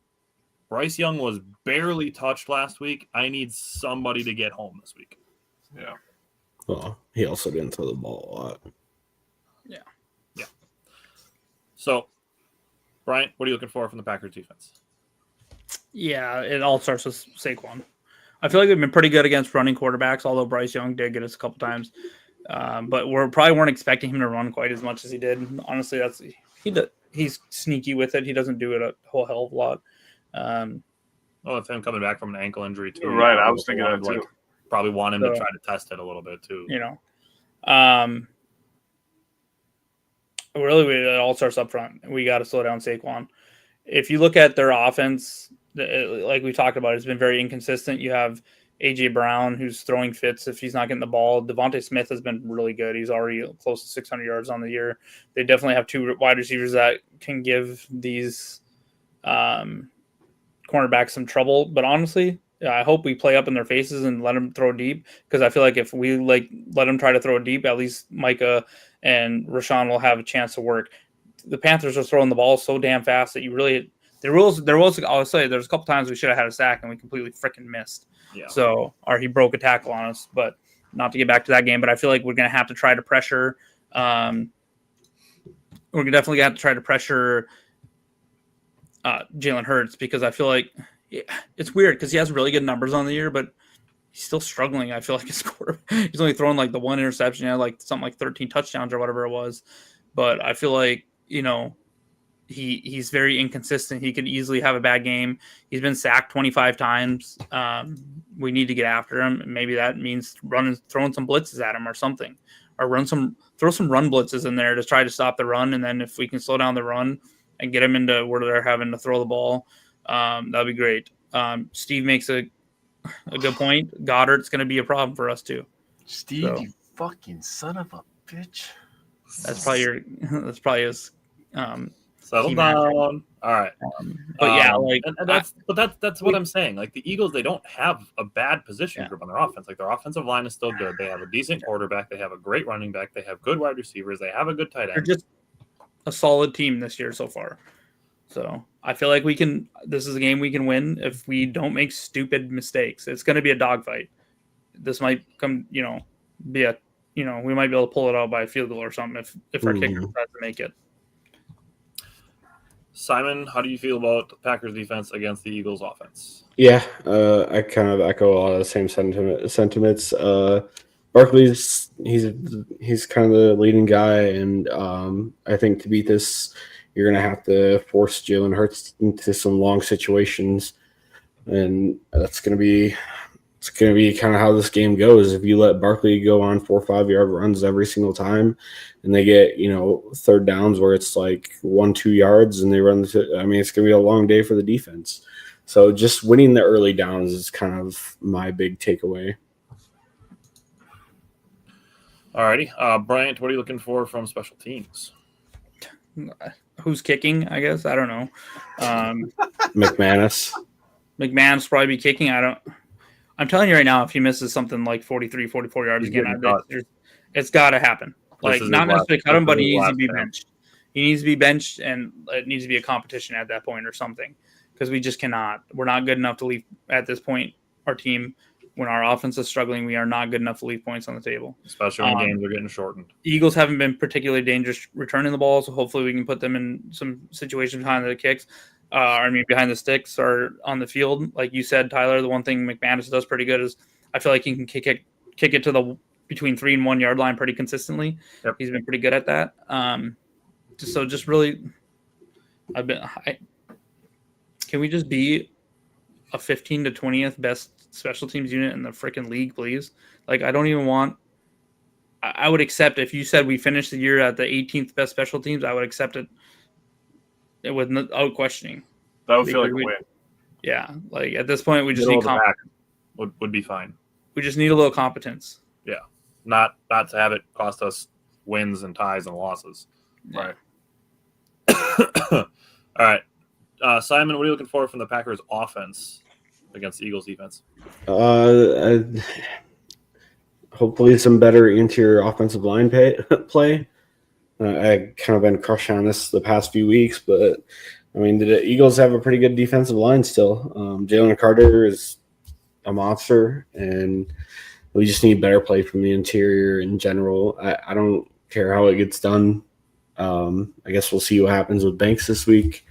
But they haven't been playing well, and the Eagles have, like I said, they have a pretty good interior defensive line.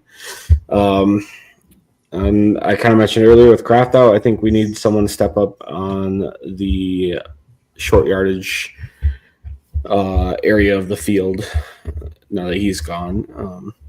And then the Eagles' second cornerback, like Cooper DeJean's been good and Mitchell's been pretty good, but outside of that, whoever's over there has been pretty underwhelming.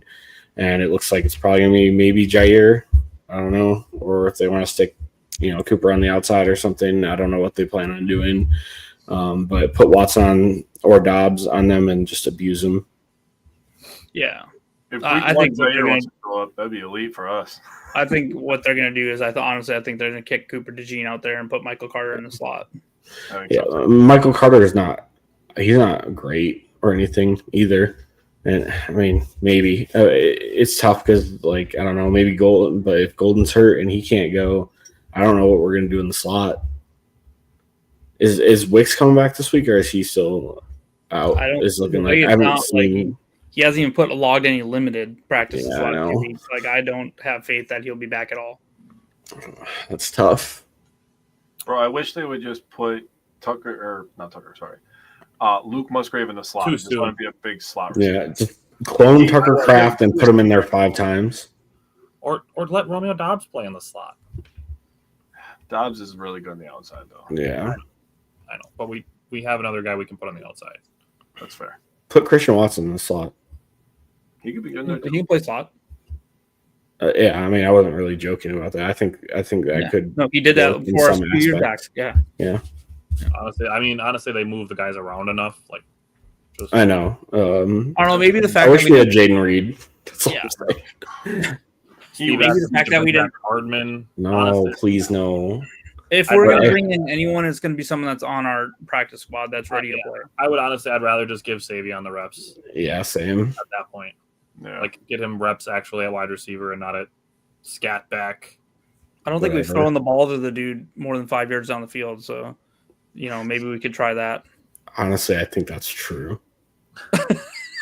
I'm not being facetious. Legitimately, I think we haven't.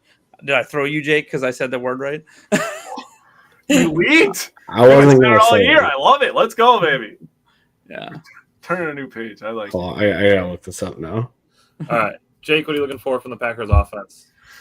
Yeah, so I decided to pull a bunch of numbers this week, and the Eagles are 16th in the NFL at yards per play. They give up an average of 5.4 yards per play. They're 25th in sacks, 16 total sacks this year.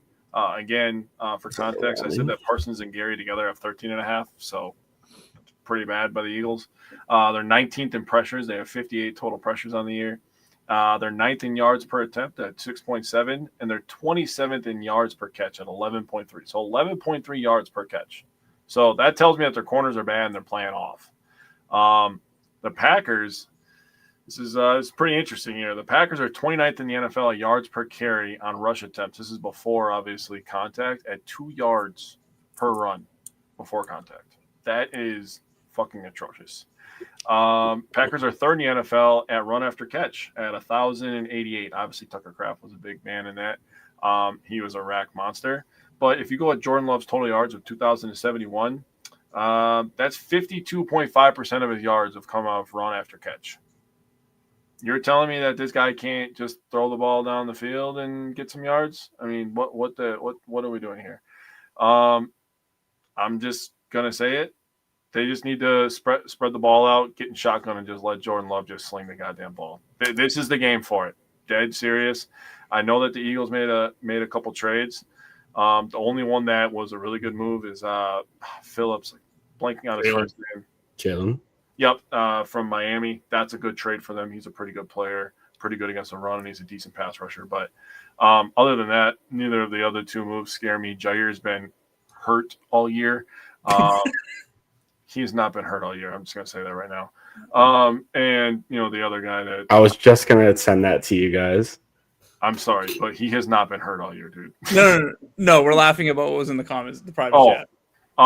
But he is definitely playing in this game. I'll say that right now. He is petty enough that he will be healthy for this game. So I fully expect Jaire Alexander. I think he's been a healthy scratch. I would say you say it's not a good trade. If he can return to any kind of form for 8 games, it's a great trade for them. And Michael Carter lets them move some places around. Like this, it really hurts watching them. I know we just got Micah, so we got to keep it in perspective.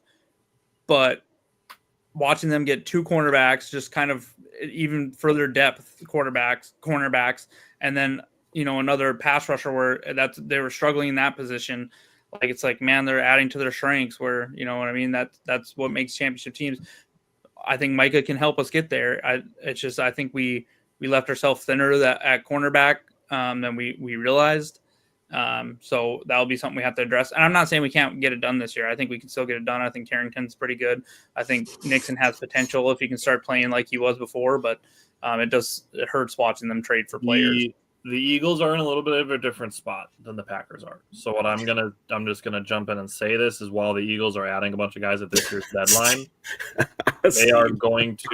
they're gonna have to trade AJ Brown in the offseason. Yeah. Self-proclaimed, Steve. You're going to be a team captain. Steve was asking about Hardman for the return game. They don't need him for the return game. The return game's been good. Ball are doing fine. Yeah. I'll say that everyone was worried about Carolina being one of the 2 good teams that kicked the dirty ball. We didn't have any. Savion had no problem with that. Yeah. So I'll jump into what I'm looking for from the offense. I actually kind of disagree with Jake. I think we need to run the ball, and I think we need to do what people have been doing to us against the Eagles. I think we need to do the stupid little short passing game, and I think we need to control the clock because where they've been kind of weak is against the run, giving up 4.4 yards per carry. So hopefully Josh Jacobs is ready to be a bell cow this game. With that secondary, I think we need to take our shots down the field, and we need to trust Jordan Love. And I know this is going a little bit against me, say, okay, play to our strengths, but I think running the ball can be our strength. And we were showing it this last game. I just feel like we made some stupid decisions, like that third down play instead of running the ball where Jacobs had been averaging 5 yards carry. We just went away from it and tried to get cute. I think this game might be like, hey, let's make it ugly. Let's punch him in the face and keep punching him in the face, and then let Jordan Love make those plays once we get down to the red zone when we need it on third downs. But I feel like this is a game we could control the clock a little bit and kind of do what teams have done to us and just keep the ball away from them and just make it kind of ugly. Now, am I all for hey, let's just rip it? If we can do it, I'm good for it. But I'm a little more worried about what we have for health at wide receiver, to be honest. I don't think our guards are good enough to go against those 2 D tackles. Jordan Davis. Yeah, those aren't bad. You could be right. Those. I'm very worried about the interior of the offense.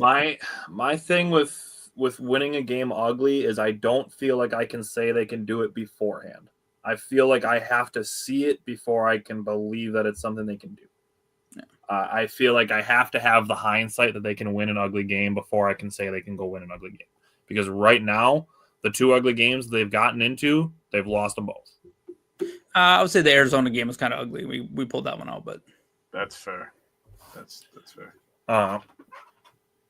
With the offense, the spreading around the ball is great, but I think it needs to be spread equally in distance as it is in distribution. I don't want to see essentially what we had against Carolina was trying 10 different guys close to the line of scrimmage or behind it within, 5 and 10 yards and behind the line of scrimmage, and just seeing who can break tackles or get the perfect blocking set up so that we can actually get a play moving forward. What I looked up was the Giants, who are one of the Eagles' bad losses. The Giants beat the Eagles with only 25 pass attempts, so maybe something to Brian's point. However, 14 of them were 9 yards and in. That's 56%. What I said with Carolina, the Packers had 65% of their passes being 9 yards and in. So I'm not looking for this massive, down haul, air raid, we need to throw the ball 45 yards every play. I'm looking at 10%. 10% of the passes going from 9 yards and in to be distributed farther. I don't feel like that's unreasonable. That's really where I'm at. That's how the that's how the Giants beat the Eagles. With the red zone, Packers were bad last week. Obviously, like I said, 1 for 5. The Eagles have the number 3 red zone defense at 46.15%. Green Bay's, their last 3 is 50%. The Packers could really use a 3 out of 5 game to get back to that 60% touchdown rate. Would be great. As far as the coaching goes, the passing game distribution is a big part of how I feel about the coaching, to pair with the other topic, which is the red zone. Stop going backwards in the red zone.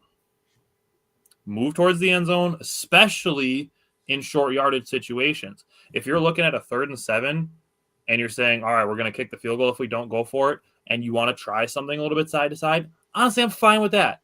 Because if you're looking at a 33-yard field goal or a 35-yard field goal, if they blow up your play, don't go backwards if you're thinking about going for it on the next 4th down. If you're going forward on 4th down, go forward on 3rd down to make your 4th down easier, not backwards. If you want to play scheme, try some of it outside the line of scrimmage. Your entire scheme of trying to scheme guys open and trying to scheme blockers and, scheme this and scheme that, it doesn't all have to be behind the line of scrimmage. I think that goes to Brian's point, bringing up the Rams game from a couple years ago where, you have a bunch of things going on over here and you're going to fake again. And then this over here is where we're looking to catch somebody sleeping. Try some counters, try some misdirection, mix it up, run some play action. We have the guys that if you run play action with Josh Jacobs, people are going to notice that you're about to hand the ball off to him, even if you don't. Josh Jacobs is a guy that people have their eyes on. Even Emmanuel Wilson. I'm not his biggest fan, but he can make plays. He's capable of making plays, enough that you still have to pay attention to him. There was a wheel route that, against Carolina, that Emmanuel Wilson actually ran a really good route, but I think Jordan Morgan got blown up right away.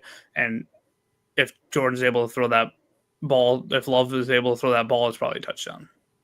Is it one that he had to kind of throw away? I think so. Yeah, I just know Morgan got blown up. He had 2 throwaways in the game. I'm pretty sure that was one of them. I'm gonna say, I think Ed Policy and probably Goody, who I think is an absolute lock to be extended at the end of the season, are going to wait and see how the season ends before deciding anything to do with Matt LaFleur. Simon, said that obviously the Packers, the fire Matt LaFleur is too much. We don't need to go that far. We're still 5-2-1 at the end of the day. Yep. But I think they're going to let this one play out. I'll say I feel like the wheels would have to completely fall off for him to. Yeah, I agree. To be gone at the and it still wouldn't happen in season, and I still think he would have a chance to fix it next year. Yeah, I think he's built up enough of that chance. The only reason I think it's potentially the end of this year is just because that's when it's going to fix out. I'll say this: I feel like this is the very first season that we can actually say it's Super Bowl or bust with this team. Now, I feel like we're kind of building up towards it with Jordan. We had a lot. I'll say we had with a Jordan Love led team is what I'm getting at, not a Matt LaFleur coach team. Yeah, with this team. I'll agree with that. Because I feel like last year we felt like we had a chance, but we're still young. We're still kind of getting stuff together. Now we traded for Micah and we traded for pieces, and we're getting older, or not older, but we're getting more veteran players, and our younger players are getting into their 2nd or 3rd and 4th seasons. It's time now. Yep, I agree. I don't know is time. I don't know that I'd go as far as Super Bowl or bust. Like, I feel like it's like deep playoff run or bust. Like, if they got to the NFC Championship this year and, lost to Tampa Bay 30-28 in the NFC Championship, like, I don't know that we're ready to like call the season a failure or anything like that. Yeah. That's fair. Last thing I'm gonna say is Jordan Love is tied for 19th in average depth of target. Yeah. For a guy who has arm talent like we know he does, that should not be the case.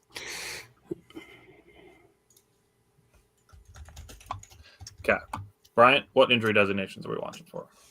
Yeah, it's early. It's a Monday night game, so we're not going to know much. But I'll start with Philly. They have quite a bit we're going to keep an eye on. Saquon obviously is a huge one. It sounds like he plans on playing, but maybe he's a little limited. I'll say in their 2 losses, Saquon was pretty much held in check. So I'll say that's something we need to do. AJ Brown, I don't know if it's the Eagles hurt too, but he's going to be a big one to watch. Their center Cam Jurgens, I'm not sure, if he's going to be able to play. And then they might get Nolan Smith back, which would be unfortunate. So hopefully he'll take one more week off. But, so they're pretty beat up. They're not pretty beat up. They could potentially be, but I think they'll be healthy coming off a bye. That's another thing going against us. And then for the Packers, I mean, Matthew Golden, Banks, Wicks, Colby Wooden. Obviously we just lost Tucker Kraft. So Lucas Van Ness is obviously a big one. Nate Hobbs has already been pretty much confirmed that he'll be out. So we're definitely pretty beat up. So hopefully that's some of these guys in there. It does sound like there was a lot of interest in the Packers bringing in Asante Samuel Jr. Yeah. They reportedly had him in for a workout. They're reportedly very interested. So it would not shock me at all if tomorrow morning we see that the Packers are signing Asante Samuel Jr. That'd be a nice boost. Yeah, I don't. Did they say when? I heard that they're interested in bringing him from workout, not that they did or anything. So They did. I thought I saw that he. They worked them out. Yeah. Okay. Yeah. I just thought that they said that there was mutual interest from. There's mutual interest. Yeah. Okay. Look, I would love Asante because he was good. He was very good in coverage. He wasn't great tackler, but you know what? That's not what we need right now. I just want to throw one more stat out there about coaching that I kind of shared. The Packers are second in rush attempts, but like 20th in yards. But they're 19th in pass attempts, but second in overall yards. That's where it's just like, okay, the run game isn't working, so that's where we probably do need to pass more. But yeah, if we could sign Asante Samuel Jr., I don't think he would play this week or anything. But I feel like that could definitely be like, that's like Goody normally does one of those middle of the season pickups. This is a guy that can actually, cover. So. Yeah. And I will say, in relief of Tucker Kraft, the Packers did elevate Josh Wiley, tight end, to the active roster. He's a guy that all 4 of us actually liked in the 2023 draft. We all had him in our top 10 tight ends of the draft. All had him between 7 and 9. So Josh Wiley is a guy that we had some good faith in. He's a big target, man, in the red zone. Yeah. Treg, welcome back. Appreciate it. Asante Samuel was cleared for football activities, and the Packers are considering signing him. Okay. Is the latest report that I have. So, again, like Brian said, he's probably not going to play this week, even if they do sign him. But he was a guy that was in our free agent wish list. Asante Samuel Jr. was on mine. Now that he's cleared of his injury, I would absolutely be interested in bringing him in. Jake, what is the weather going to be like? It's going to be cold, man. Partly cloudy, low of 23 degrees, winds west at 5 to 10 miles an hour. Football weather, baby. I'm not gonna lie, that sounds kind of nice. I mean, you're in Texas. I always tell everybody when you're inside Lambeau, it's really not that cold. Well, you end up shoulder to shoulder with everybody, and you're jumping up and down and focus on the game. So, the beer. Yeah, it's really not that bad. Warms you up. So whenever I talk about the weather, I'm just like, you could probably just ignore the wind because you're probably not feeling it too much anyways. All right. Simon, who's your X factor? I have our interior defensive line kind of shutting down Barkley. Jake, who's your X factor? Gotta say, Steve, you felt attacked before. I guess that was a equal shot back to me, so it is what it is. I brought two just in case somebody stole mine, but I have Walker and Cooper versus Dallas Goedert.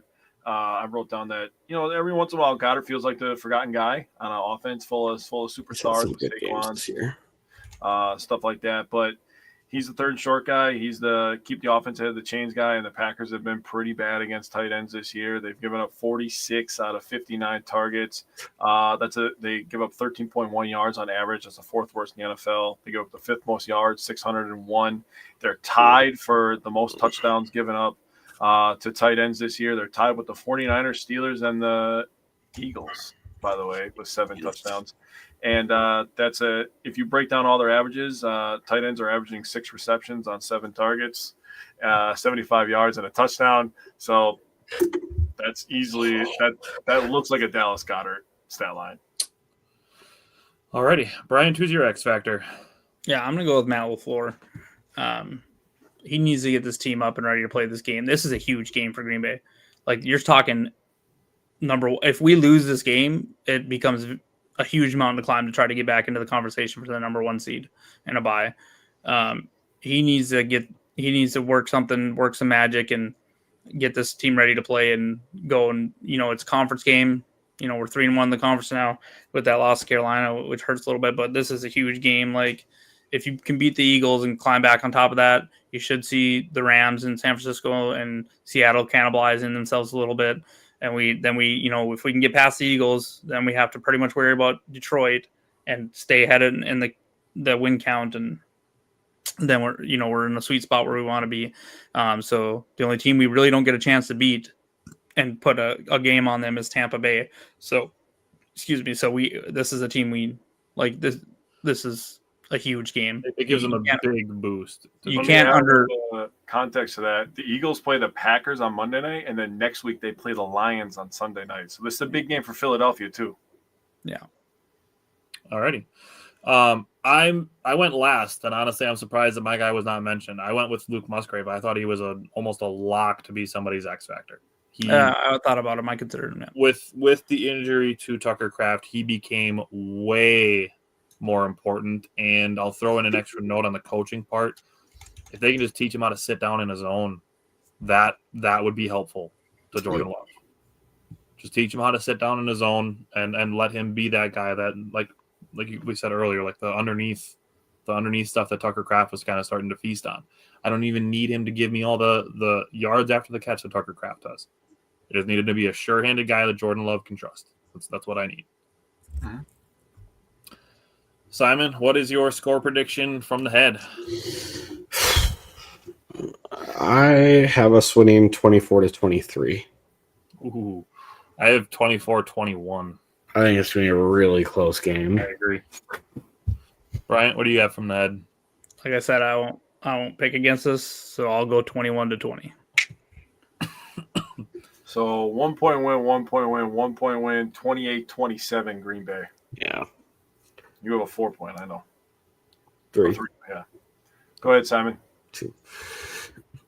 From the heart, I think we could win this game by like a touchdown. I have us winning 27-21. Okay. All right. Brian? From the heart, I want us to get up and just beat the shit out of these guys. So I'm from the heart, I want us to wake up, do this for Tucker, and win 38-20. Ooh, so close. I had 35-20.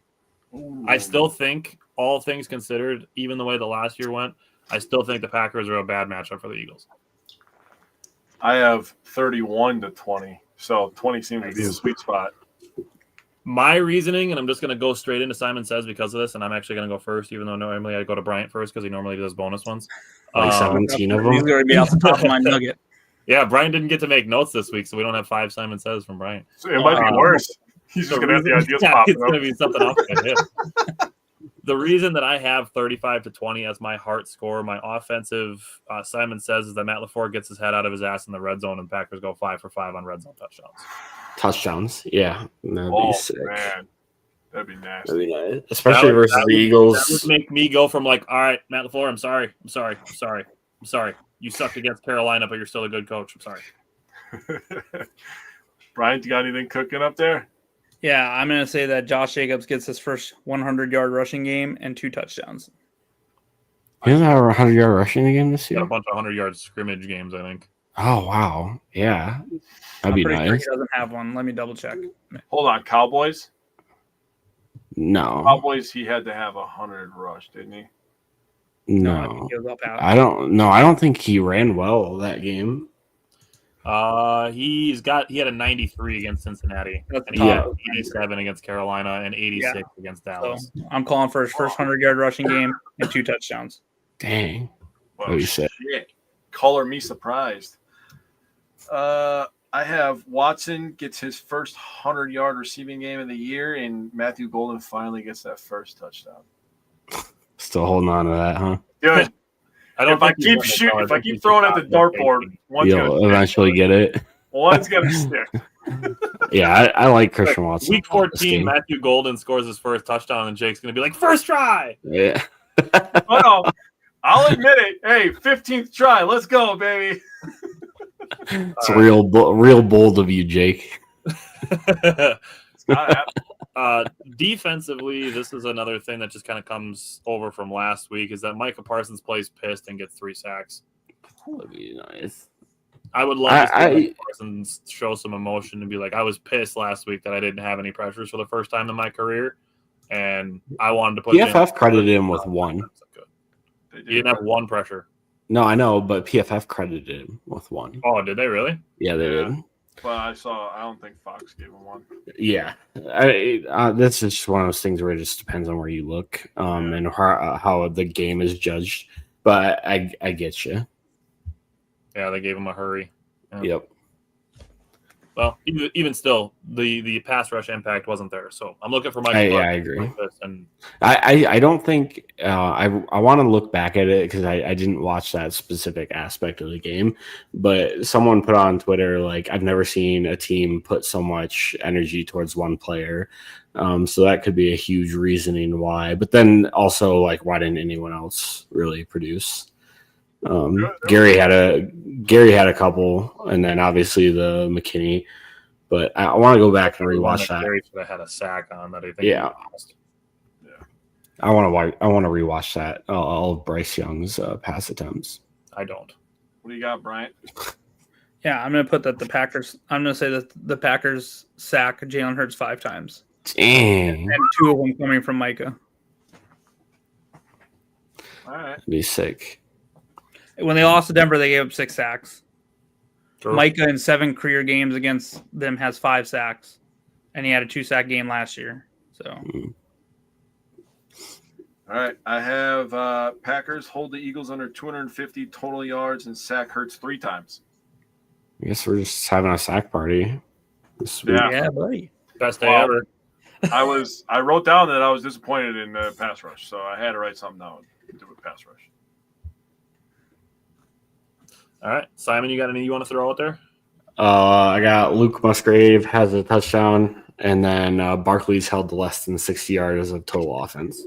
Ooh. I feel like he'd have to be kind of banged up for that because I feel like even if he's not running well, I feel like he's still got the receiving ability. I would say rushing, I think I could get behind, but total offense, that would be wild. That'd be awesome. Well, I think we win the game if we do that. I think so. Brian scores coming through. Brian's heart scores if we hold Saquon under 60 scrimmage yards.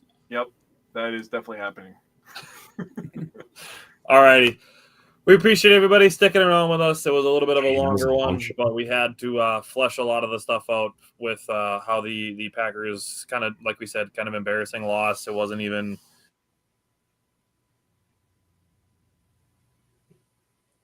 You're muted. Just kind of the way that it went. So appreciate everybody sticking around with us. And again, like, season's not over. It's not anything like that. Like, it sucks losing Tucker Kraft. That, to me, is the bigger blow than losing the game, losing Tucker Kraft. So, but yeah, a really big opportunity for the Packers to get back on track. A win against the Eagles, I think, would calm a lot of emotions from this past week, and would get the Packers, like I said, back on track. So thanks everybody for sticking around. We'll be back again next week to recap the Eagles game. So we'll see you guys next week.